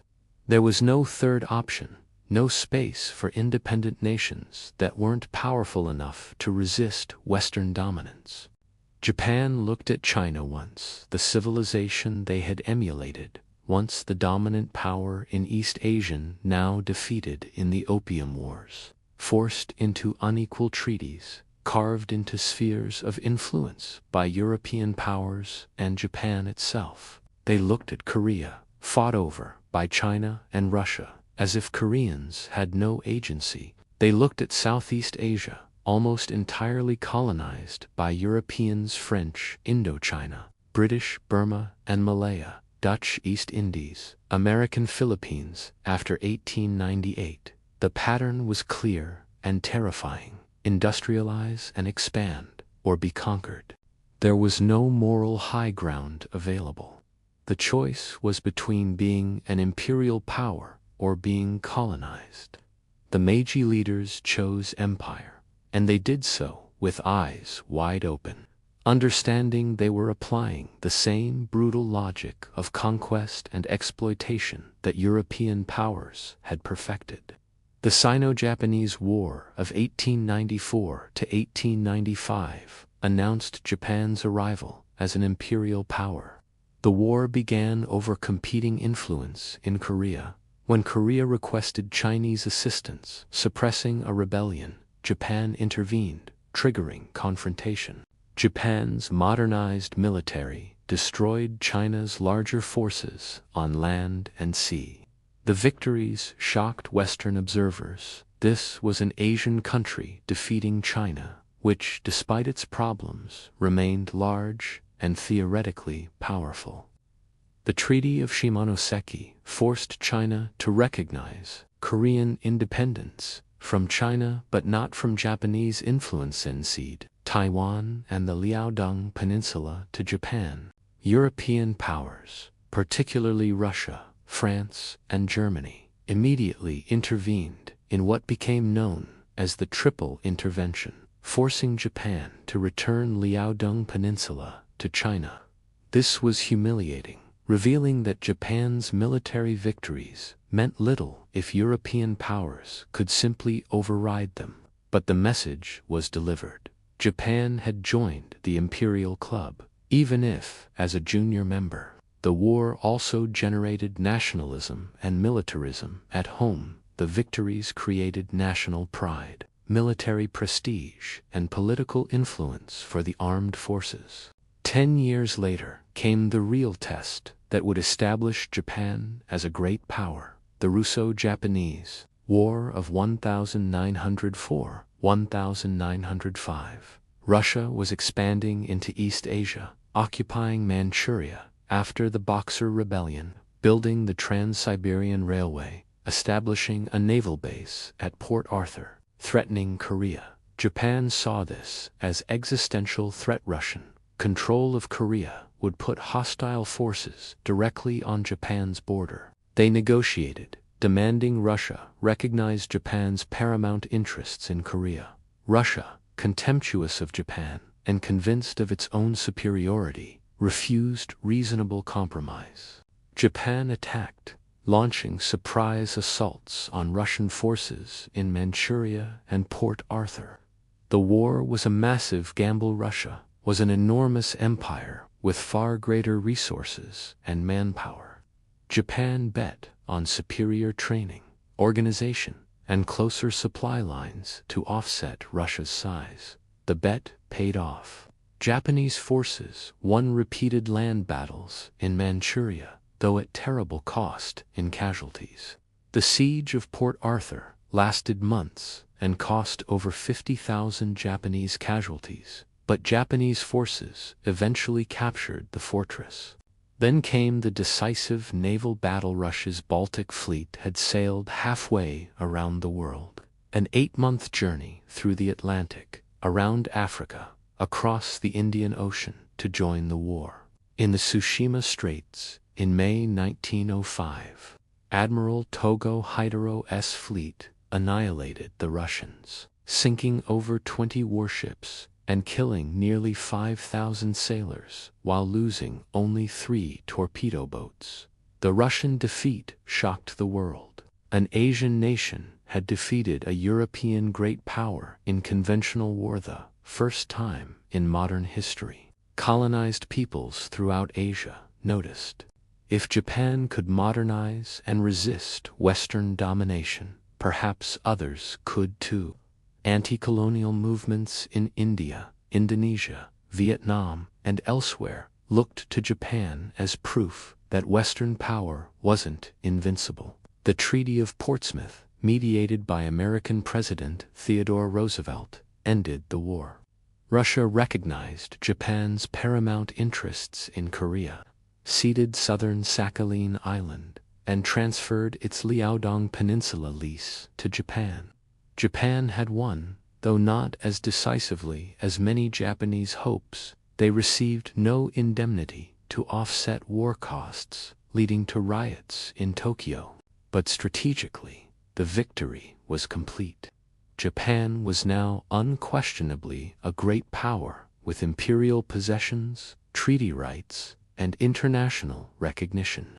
In 1910, Japan formally annexed Korea, beginning 35 years of colonial rule that Koreans remember with deep bitterness. Japanese administration brought infrastructure development, trail roads, ports, schools, hospitals, and economic growth, but also cultural suppression, forced labor, land confiscation, and profound humiliation. Koreans were pressured to adopt Japanese names, speak Japanese, worship at Shinto shrines, and accept their incorporation into the Japanese Empire. Some Koreans collaborated, seeing opportunity in the new order. Most resented the occupation. The resentment would persist long after 1945, poisoning Korean-Japanese relations into the 21st century. This pattern of colonial rule, genuine material improvements, accompanied by racism, exploitation, and denial of self-determination, would repeat as Japan expanded further. Japan's colonial ideology combined genuine Pan-Asian sentiment. They were liberating Asia from Western colonialism while establishing Japanese domination. Apparently blind to the contradiction, or convinced that Asian dominance was preferable to Western. World War I accelerated Japan's rise, while demonstrating the limits of its international acceptance. With European powers distracted by slaughtering each other, Japan seized German possessions in China, the Shandong Peninsula and German-controlled Pacific Islands. Japanese industry boomed, supplying allied nations with manufactured goods and war materials. The economy grew rapidly, shifting from predominantly agricultural to significantly industrial. The post-war settlement granted Japan permanent seats on the League of Nations Council and mandates over former German Pacific Islands. Japan had achieved the equality with Western powers that its Meiji founders sought. The 1920s seemed to promise liberal possibilities. The Taisho democracy period saw party politics flourishing. Universal male suffrage enacted in 1925. Culture liberalizing. Cities modernizing. Labor movements organized. Socialist thought spread. Women's rights advanced incrementally. Jazz, department stores, and cafes symbolized urban modernity. Japan seemed to be following the path toward liberal democracy that Western nations had traveled. But beneath the surface, contradictions accumulated that would ultimately destroy the liberal moment and drive Japan toward catastrophic militarism. The economic and geopolitical environment shifted against Japan in ways that fed nationalist resentment and military radicalism. The Washington Naval Treaty of 1922, while preventing an expensive naval arms race, limited battleship construction using ratios that favored the United States and Britain, frustrating Japanese naval expansion plans. Japanese leaders interpreted this as racist denial of equality, despite their formal great power status. Immigration laws in the United States and other countries barred Japanese immigrants or imposed discriminatory quotas, insulting Japan's racial pride. These weren't isolated incidents, but patterns that suggested white nations would never accept racial equality with Japan, that all the modernization and military victories had earned respect but not equal treatment. The Great Depression devastated Japan's export-dependent economy. Unemployment soared, especially in rural areas where collapsing agricultural prices drove farm families into starvation. The government seemed paralyzed, unwilling or unable to address economic catastrophe. Political corruption scandals undermined civilian politicians' credibility. Party politics appeared to be squabbling over power while the nation suffered. Simultaneously, China was unifying.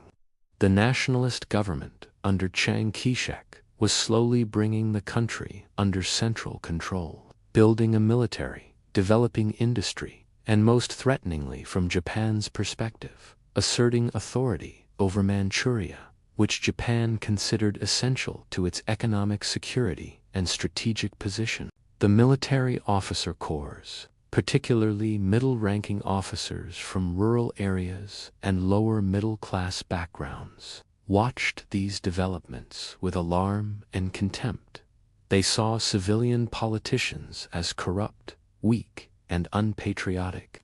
They believed Japan needed living space, Lebensraum, borrowing the German term secure access to resources, and leadership willing to seize what Japan needed rather than negotiate endlessly. They were nationalist, anti-Western, anti-capitalist, and increasingly convinced that Japan's destiny required military expansion and authoritarian government. In September 1931, officers of the Kwantung Army, stationed in Manchuria to protect Japanese interests, staged the Mukden incident. They bombed a railway section, blamed Chinese forces, and used this as pretext to conquer all of Manchuria. This was insubordination on a massive scale. They acted without approval from civilian government or even high military command. The civilian government in Tokyo objected, ordered the army to withdraw, but discovered they couldn't control the military.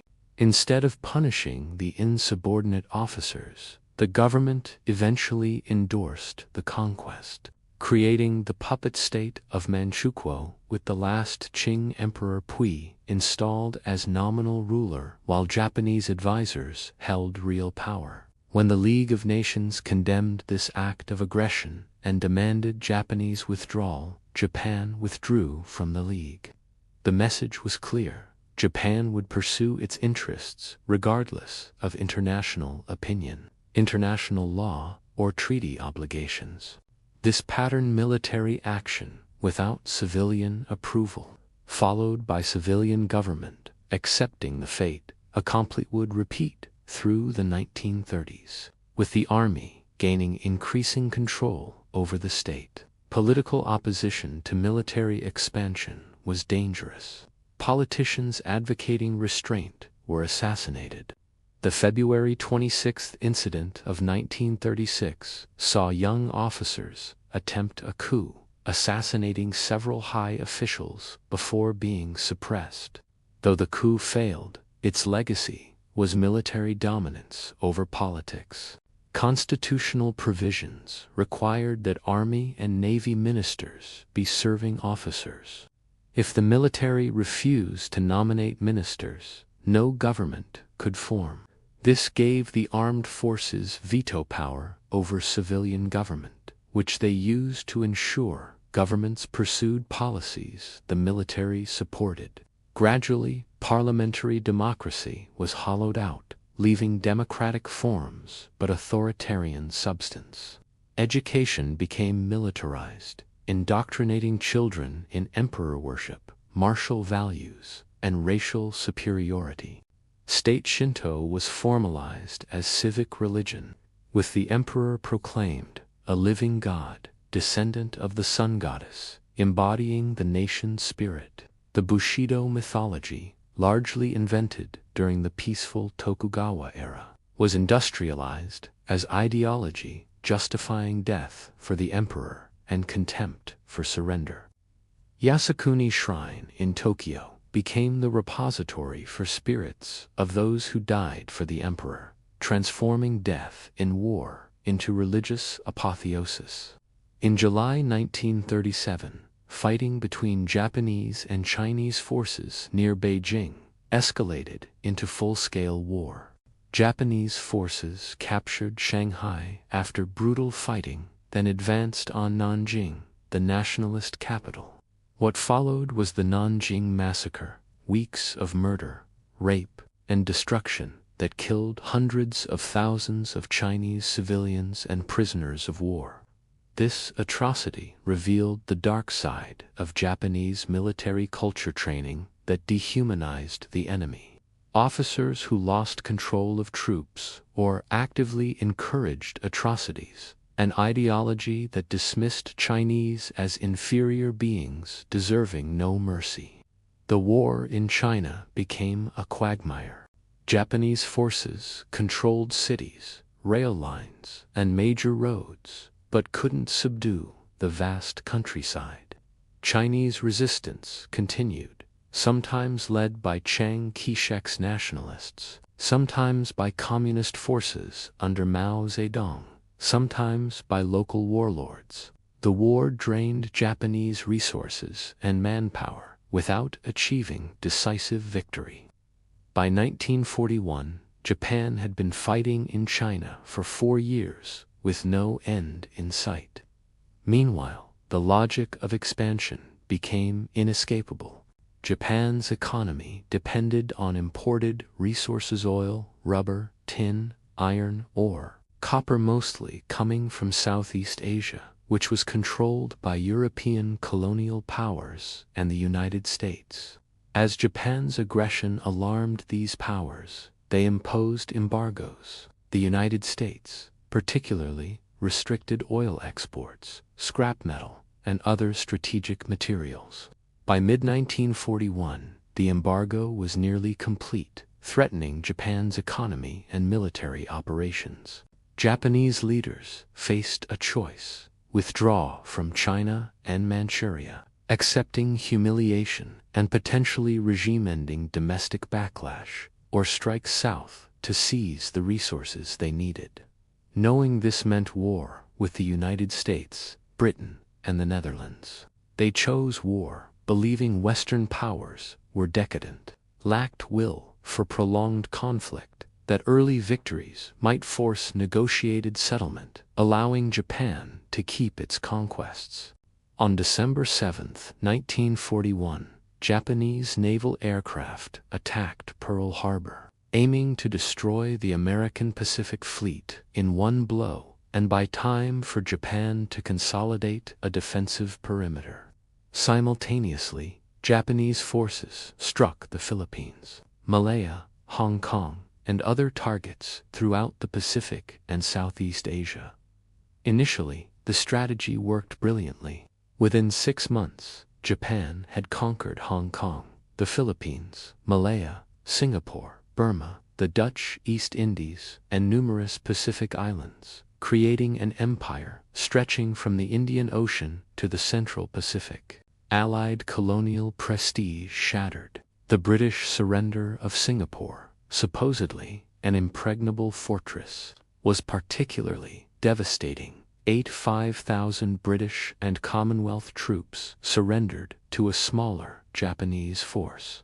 Asian nationalists saw European and American forces defeated by an Asian power, planting seeds for post-war decolonization movements. But the strategy contained fatal flaws, obvious in retrospect, but perhaps inevitable given the circumstances. Japan lacked the resources to consolidate and defend such vast conquests. American industrial capacity dwarfed Japan's. The American economy could produce more ships, aircraft, weapons, and supplies than Japan could destroy. The Pearl Harbor attack intended to cripple America.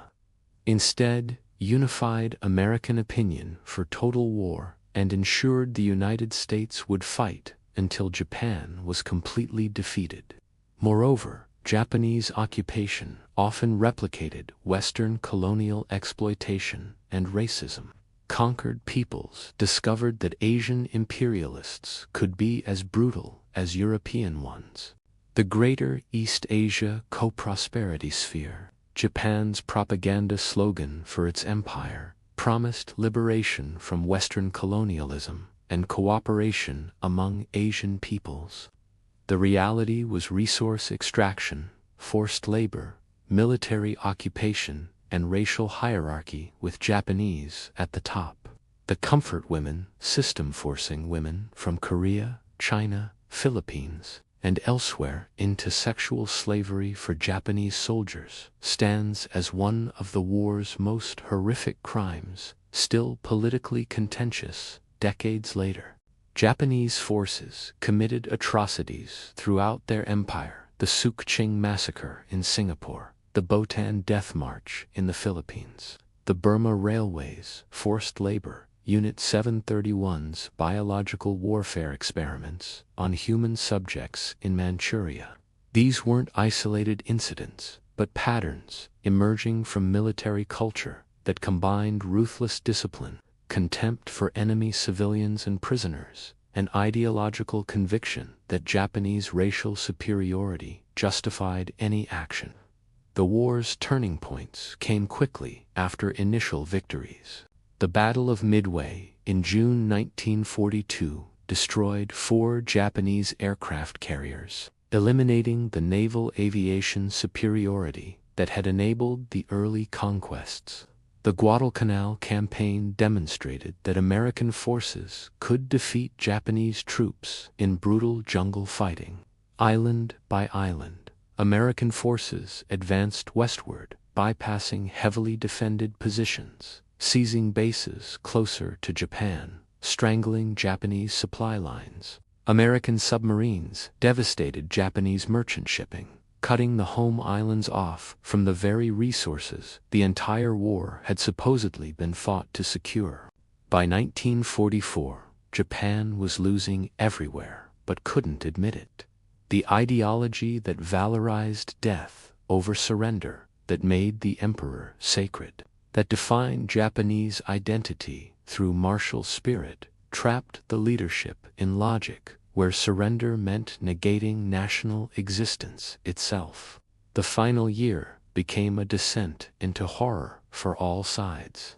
American bombers firebombed Japanese cities, deliberately targeting civilian areas to destroy war production and break morale. The attack on Tokyo in March 1945 created a firestorm that killed perhaps 100,000 people in a single night, making it one of the deadliest air raids in history. Osaka, Nagoya, Kobe, Yokohama all were burned. Japan mobilized for the decisive battle of the homeland, distributing weapons to civilians, training women and children to fight with sharpened bamboo spears, planning kamikaze attacks using thousands of aircraft and boats packed with explosives. Then came Hiroshima and Nagasaki in August 1945, atomic bombs that demonstrated America could destroy entire cities with single weapons, that no defense existed, that continuation meant not just defeat but potential extinction. Even then, the military leadership wanted to continue fighting. The emperor himself intervened, something without precedent, using his voice for the first time in a recorded radio broadcast to announce surrender. Many Japanese hearing the broadcast didn't understand the archaic court Japanese he spoke. they'd never heard his voice. The living God didn't speak publicly. Some military officers attempted a coup to prevent surrender, seizing the imperial palace and trying to destroy the recording before it could be broadcast. The coup failed. On September 2, 1945, Japan formally surrendered aboard the USS Missouri in Tokyo Bay, ending the Pacific War. Japan's empire had lasted from its first significant conquest of Taiwan in 1895 to final defeat in 1945, exactly 50 years. The home islands were devastated, major cities destroyed, industrial capacity shattered, millions dead, population demoralized and traumatized. The question was, what happened next? And the answer was arguably stranger than the war itself. Japan was occupied by the United States under General Douglas MacArthur, who became something like a shogun, wielding absolute authority while preserving the emperor as symbol. This was the critical decision. MacArthur concluded that maintaining the emperor would ease occupation and prevent total social collapse. The emperor would be stripped of divine status, reduced to constitutional figurehead, but allowed to survive. This decision prevented the potential chaos that executing or exiling the emperor might have caused, though it also meant that imperial responsibility for the war was never fully addressed. The occupation, lasting from 1945 to 1952, radically transformed Japan through what can only be called revolution imposed from above by conservatives. MacArthur's headquarters drafted a new constitution, implemented land reform, purged wartime leaders, broke up the zaibatsu, enacted labor laws, extended women's suffrage and legal equality, and dismantled the military completely. The changes were so comprehensive that they amounted to refounding the Japanese state. The Constitution of Japan, drafted primarily by Americans and promulgated in 1947, contained provisions that would have been unimaginable to the pre-war regime. Popular sovereignty replaced imperial sovereignty. The emperor became symbol of the state, deriving his position from the people's will rather than divine descent. Extensive civil rights were guaranteed. Women gained equal legal status, property rights, and voting rights. And Article 9 renounced war as sovereign right, forbidding maintaining military forces or recognizing the right of belligerency. Article 9 deserves particular attention because it represents one of history's most radical constitutional provisions. It was imposed by American occupiers on a defeated nation, but it would become central to Japanese post-war identity. The text is worth quoting, aspiring sincerely to an international peace based on justice and order. The Japanese people forever renounce war as a sovereign right of the nation and the threat or use of force as means of settling international disputes. This was utopian pacifism written into constitutional law. Whether it was wise, whether it was sustainable, whether it represented genuine commitment or pragmatic acceptance of American protection, these questions would be debated for decades. But it allowed Japan to avoid military spending and focus resources on economic development, creating one foundation of the post-war economic miracle. Land reform destroyed the rural landlord class that had supported pre-war conservatism. Under American direction, Japanese authorities forcibly purchased land from landlords and sold it to tenant farmers at favorable prices. Within a few years, tenancy rates plummeted, and Japan became a nation of small landholders. This created rural prosperity, social stability, and a conservative voting bloc that would support the Liberal Democratic Party for decades. Breaking the zaibatsu, though, they would reconstitute as keiretsu networks under different organizational forms, shook up economic power structures. Antitrust laws were introduced, though imperfectly enforced. The occupation's economic reformers wanted to create something like American competitive capitalism, but this goal would be abandoned as Cold War priorities superseded New Deal-style restructuring, because the occupation's purpose shifted dramatically after 1948.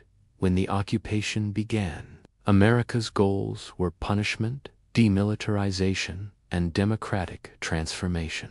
But as the Cold War intensified with China's Civil War ending in communist victory in 1949, the Korean War erupting in 1950, Japan's strategic importance to the United States increased exponentially. Japan could be either a communist threat or a capitalist bulwark. The occupation's tone shifted from punishment to partnership. Purged industrialists were quietly rehabilitated. Article 9's pacifism was reinterpreted to permit self-defense forces, military forces, in all but name.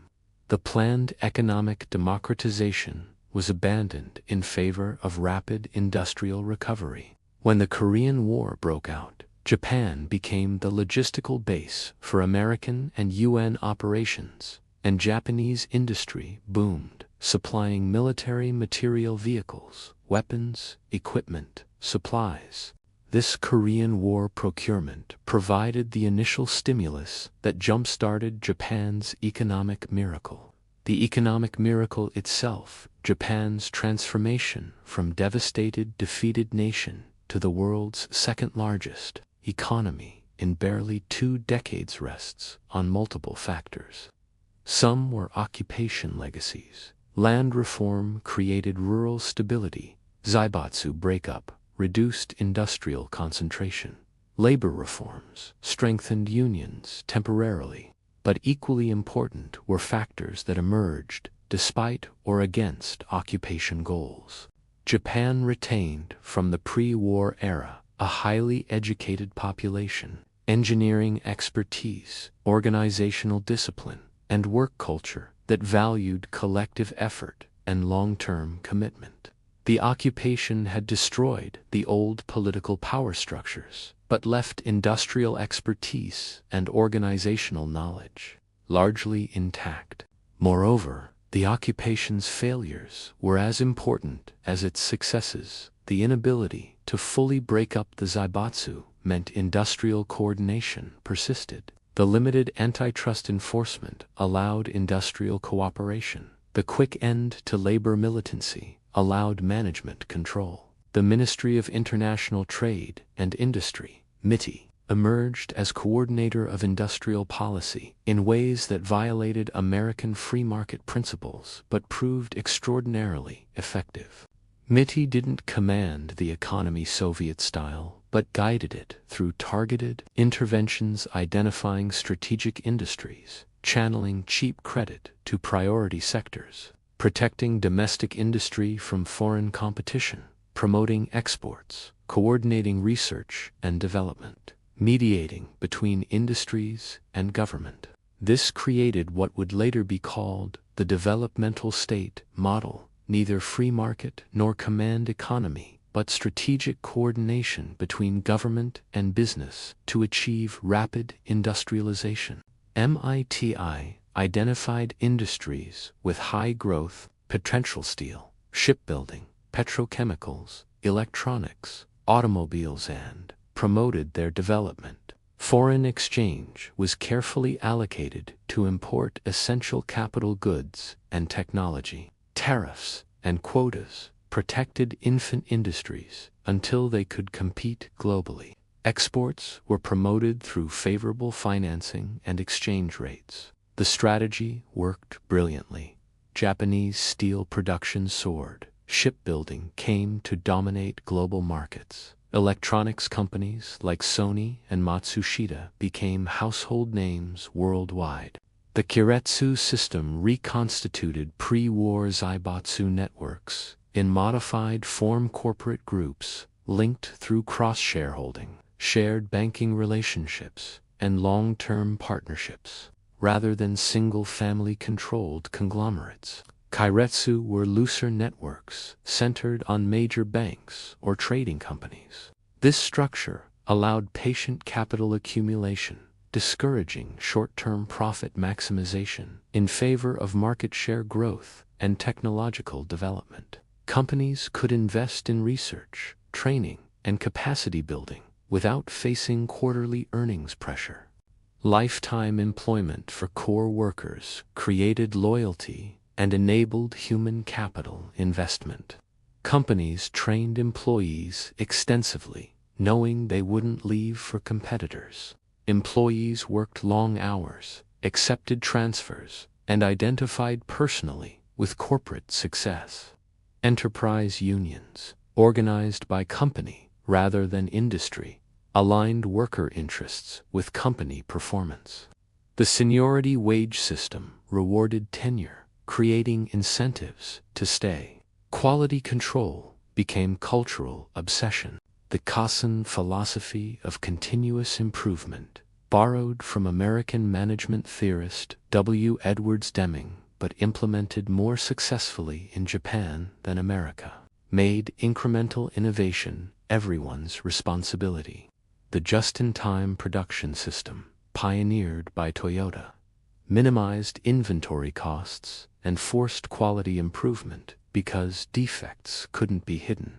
Statistical process control ensured consistency. Japanese products, once synonymous with cheap imitations, became marks of quality and innovation. The results through the 1950s and 60s were staggering. The economy grew at annual rates approaching 10%. By 1968, Japan had become the world's second-largest economy after the United States. Japanese motorcycles, cameras, televisions, transistor radios, and watches flooded global markets. The Tokyo Olympics in 1964 and Osaka World Expo in 1970 showcased Japan's recovery and modernity to the world. The Shinkansen bullet train, inaugurated for the Tokyo Olympics, symbolized technological achievement, traveling at speeds that seemed impossibly futuristic, running with punctuality measured in seconds, operating without a single passenger fatality. It was engineering excellence made visible.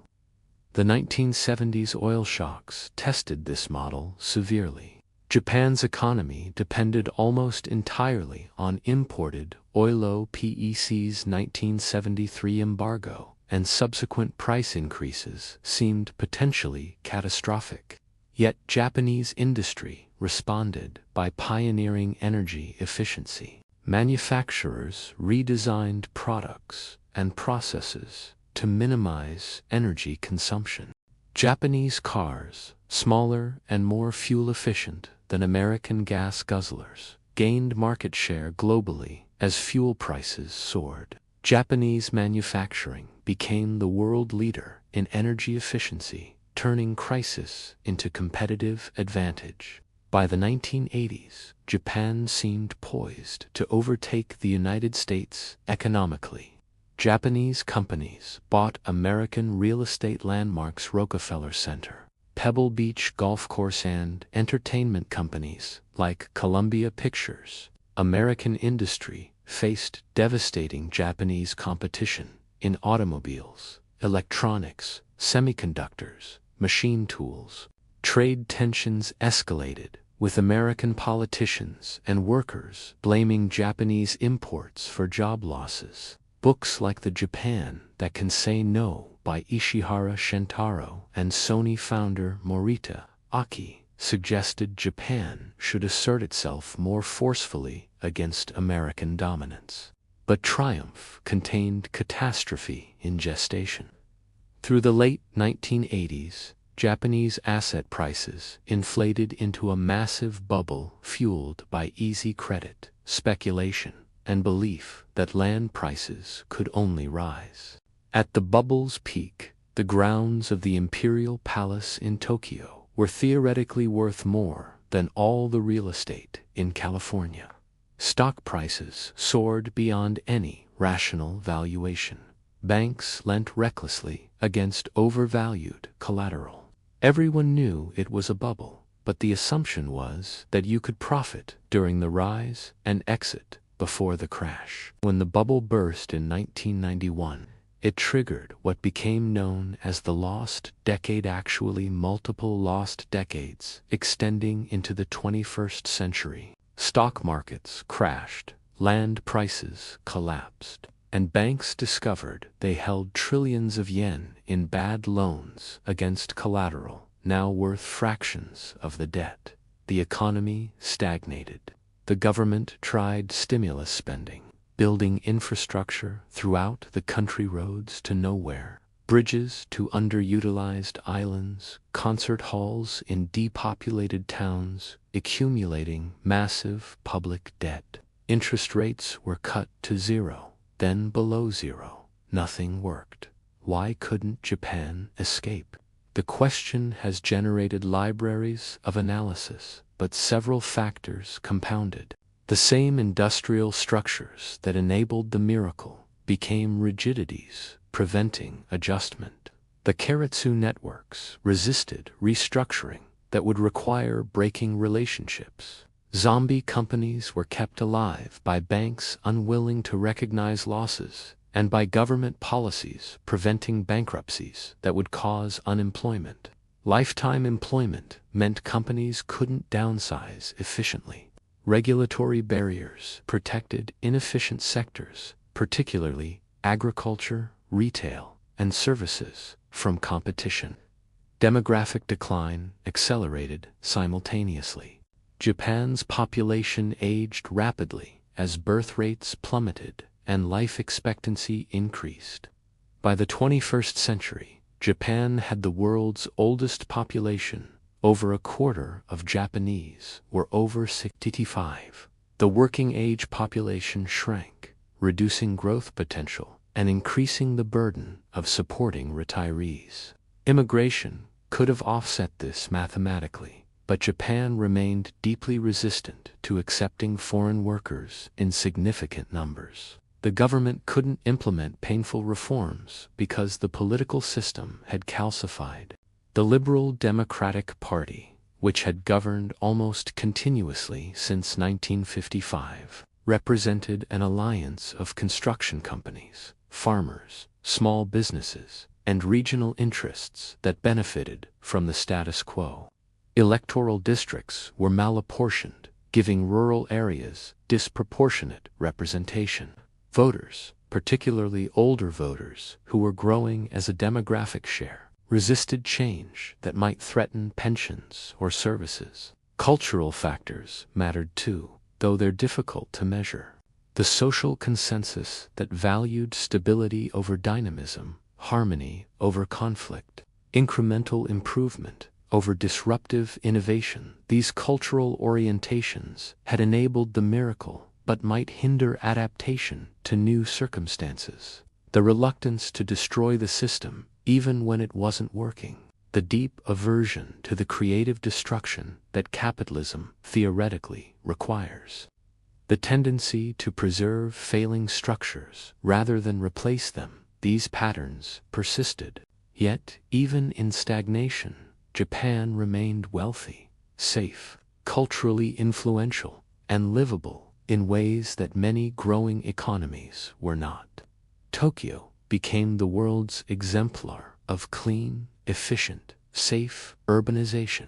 Japanese firms continued leading in robotics, advanced materials, precision manufacturing. The country faced no existential threats. Life expectancy was among the world's highest. Income inequality remained relatively low compared to other advanced economies. Crime was minimal.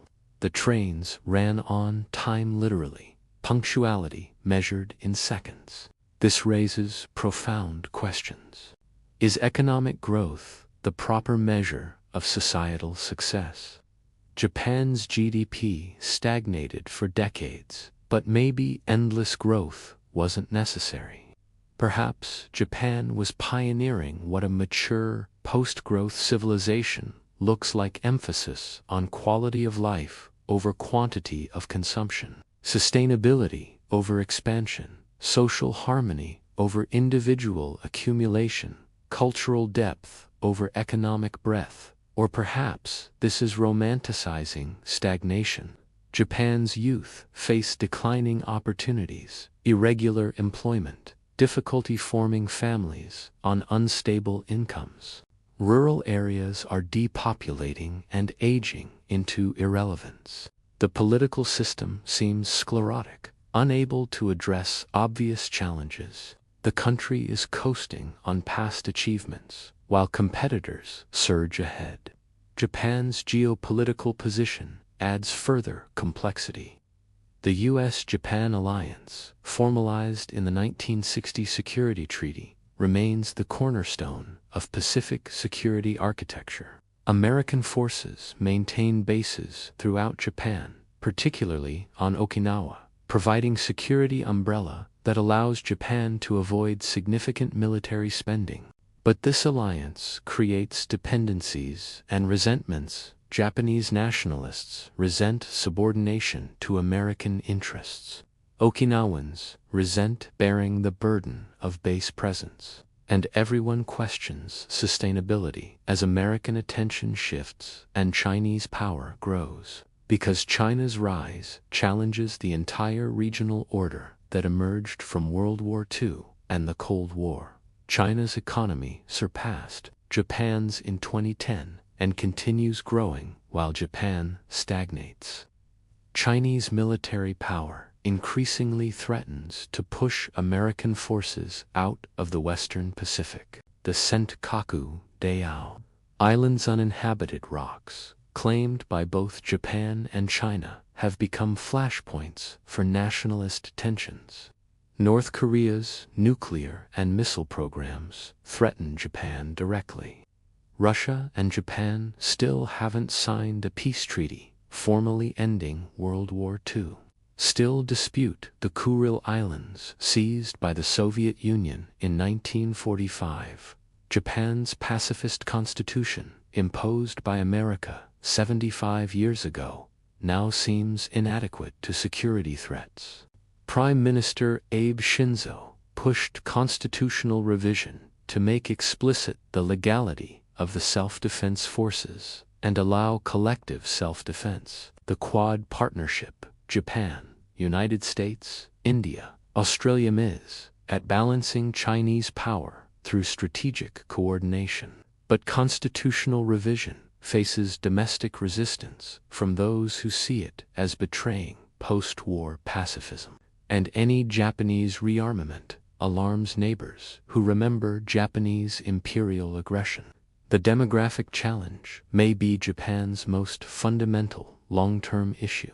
The population peaked around 2008 at about 128 million and is now declining, projected to fall, perhaps, below 88 million by 2065. The proportion of elderly continues growing while the working-age population shrinks. Who will support the elderly? Who will staff the economy? Who will maintain the society? Immigration could solve this, mathematically accepting several 100,000 immigrants annually would offset population decline and provide workers. But Japan remains deeply resistant despite recent incremental increases in foreign workers. The mythology of ethnic homogeneity, though historically overstated and ignoring Inu Ryukyuan, Korean and Chinese populations, remains powerful. Recent years have seen limited immigration increases, often disguised as technical trainees or students.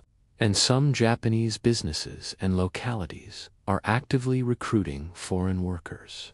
Perhaps demographic necessity will force acceptance.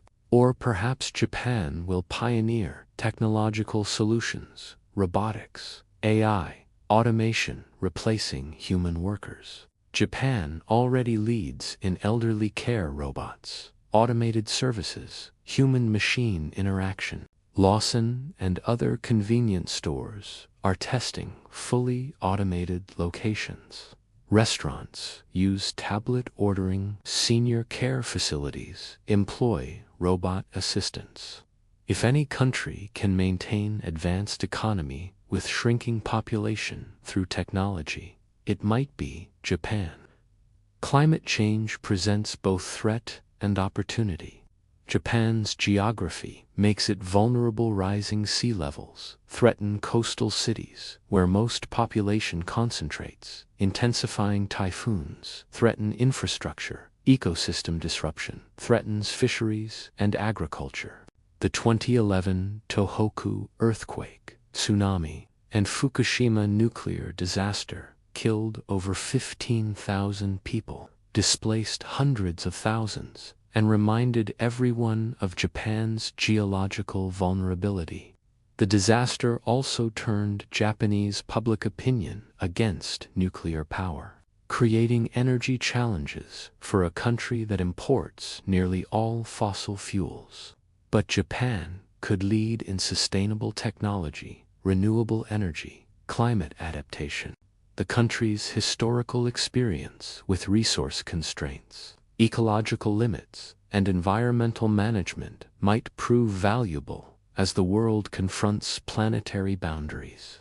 Japanese technology already leads in hybrid and electric vehicles, energy efficiency, waste reduction, circular economy approaches. Culturally, Japan navigates modernity's contradictions as well as any nation.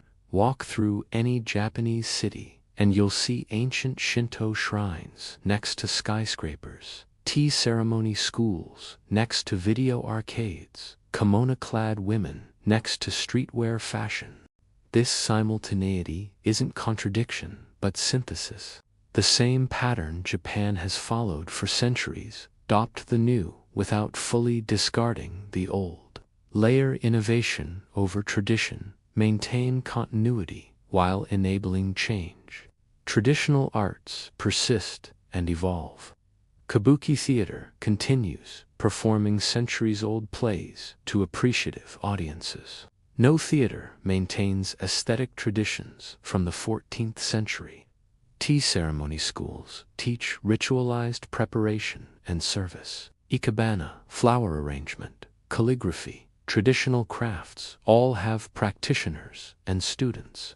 These aren't museum pieces, but living traditions, adapted to contemporary circumstances while maintaining historical connections.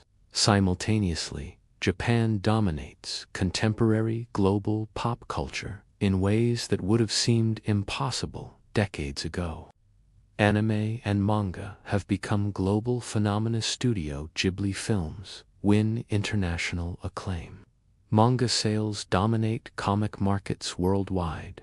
Anime streaming services attract tens of millions of subscribers. Video games from Nintendo, Sony, and Japanese developers have shaped global gaming culture. J-pop and J-rock have devoted international followings. Fashion designers like Issey Miyake and Yohji Yamamoto influenced global fashion. Minimalist design aesthetics, inspired by Japanese traditions, shape contemporary architecture and product design worldwide. Japanese cuisine achieved global recognition, not just sushi, but ramen, izakaya, culture, kizeki, and regional specialties. UNESCO recognized washoku, traditional Japanese cuisine, as intangible cultural heritage. Japanese restaurants proliferate globally. Japanese ingredients become available worldwide. Japanese culinary techniques influence fusion and fine dining. This cultural influence soft power projection through entertainment, design, cuisine, and lifestyle may be contemporary Japan's most significant global impact, exceeding its economic or diplomatic weight. It demonstrates that cultural vitality and global influence don't require military or economic dominance. that a society can be simultaneously traditional and innovative, that cultural depth, accumulated over centuries, remains valuable in hypermodern global culture.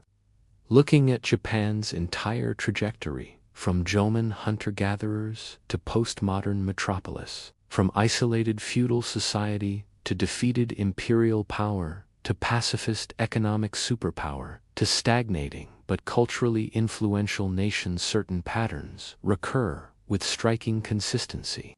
Geography never stopped mattering. The island's isolation enabled distinctive development. Their resource poverty drove intensive innovation and imperial expansion. Their vulnerability to natural disaster shaped philosophical frameworks, emphasizing resilience and impermanence. Their position between ocean and continent created strategic challenges, requiring constant navigation between engagement and withdrawal. The pattern of selective adaptation that began with Chinese influence in the 7th century repeated with European contact in the 16th, with Meiji modernization in the 19th, with American occupation in the 20th. Japan consistently absorbed what it found useful while rejecting what threatened core power structures or identity. Technology was adopted, ideology was filtered, institutions were adapted rather than copied wholesale. This produced a distinctive, hybrid uniquely Japanese, while incorporating elements from everywhere. The tension between centralization and fragmentation recurred throughout history. The Yamato consolidation, Heian decentralization, Kamakura military centralization, Sengoku fragmentation, Tokugawa re-centralization, Meiji centralization, post-war economic decentralization. The pendulum swung repeatedly, never resting permanently at either pole. Geography encouraged localism, while security demanded unity, creating permanent structural tension. The dual sovereignty structure, where symbolic authority and practical power resided separately, proved remarkably durable. From the earliest period, when the emperor reigned while clans governed, through the shogunates that ruled in the emperor's name, to the Meiji oligarchs who controlled the emperor they supposedly served, to MacArthur, governing through imperial authority, to post-war democracy, where the emperor symbolizes national unity, this pattern persisted. It created flexibility, allowing political transformation without destroying legitimacy structures. Japan's relationship with the outside world oscillated between engagement and withdrawal, but never settled into either complete isolation or full integration.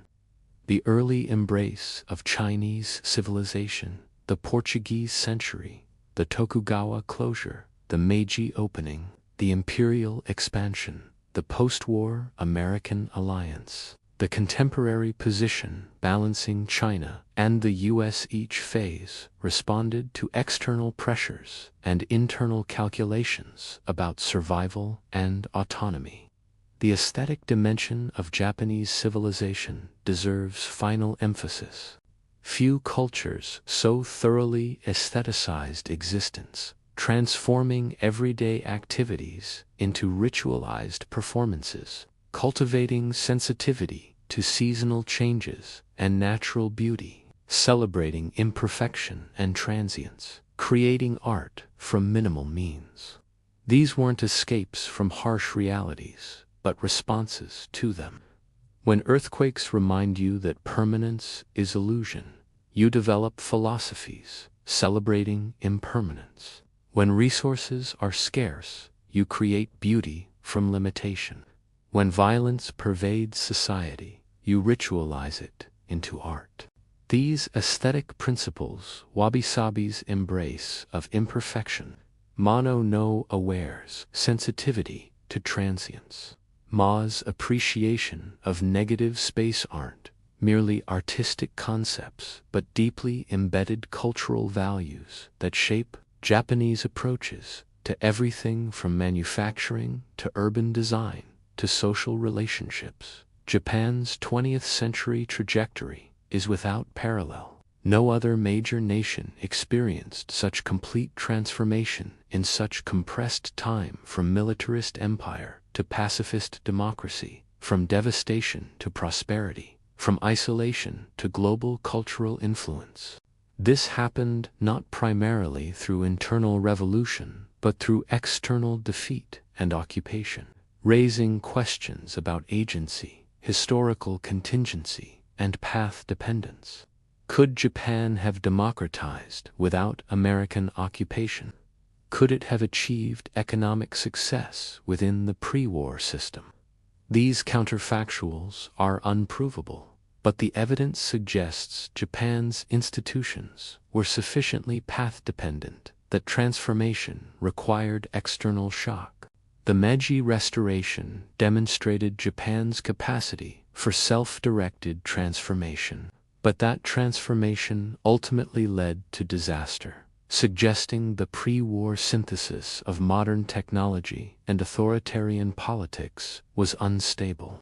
The current situations, stagnation but stability, wealth without growth, global cultural influence without corresponding economic or political power presence, puzzles without obvious solutions. The demographic decline alone would seem to predict eventual crisis, yet Japan has maintained this condition for decades without collapse. Perhaps the stagnation is sustainable indefinitely. Perhaps crisis is building beneath the surface. Perhaps demographic and economic constraints will force eventual transformation. What seems certain is that Japan will remain distinctively Japanese, that core cultural patterns will persist even as circumstances change. The adaptability that runs through Japanese history, not passive acceptance but active selection and synthesis, remains the country's deepest resource. Japan has repeatedly proven capable of radical transformation when circumstances demand it, transforming from hunter-gatherer to agricultural society, from feudal fragmentation to centralized state, from closed country to industrialized empire, from militarist autocracy to pacifist democracy, from devastated loser to economic superpower. Geography is destiny, but geography is interpreted through culture, and culture evolves. The volcanic islands that emerged from tectonic collision millions of years ago, inhabited by humans for 40,000 years, intensively cultivated for 2,000, unified as a state for 1,500, industrially modern for 150, have experienced every form of social organization humans have devised. They've been isolated and engaged, peaceful and warlike, poor and wealthy, traditional and hypermodern, defeated and triumphant. Through all these transformations, certain continuities persist: the cherry blossoms that bloom each spring, briefly and beautifully, teaching the lesson. The earthquakes teach the lesson encoded in Shinto shrines and Zen gardens and haiku poetry. Nothing lasts, everything changes, and the only constant is adaptation. That truth, learned from geological violence and encoded in cultural practice, explains how 4 volcanic islands with minimal resources became one of history's most influential civilizations. And it suggests how they might navigate whatever future the Pacific's tectonic plates and human decisions create next. Japan's history is ultimately a case study in human adaptation under constraint. Geographic resource, geopolitical constraints shaped every phase, forcing responses that became cultural patterns. Every crisis triggered reinvention, but core patterns persisted beneath surface transformations. The result is a civilization that seems paradoxical to outside observers, simultaneously ancient and ultramodern, traditional and innovative, stable and dynamic, conformist and creative, But these aren't contradictions. They're different facets of an integrated whole, a culture that learned over millennia to adapt without losing itself, to change while maintaining continuity, to embrace the new while honoring the old. That capacity, more than any specific technology or institution or policy, is Japan's enduring achievement and its greatest hope for whatever challenges the 21st century brings.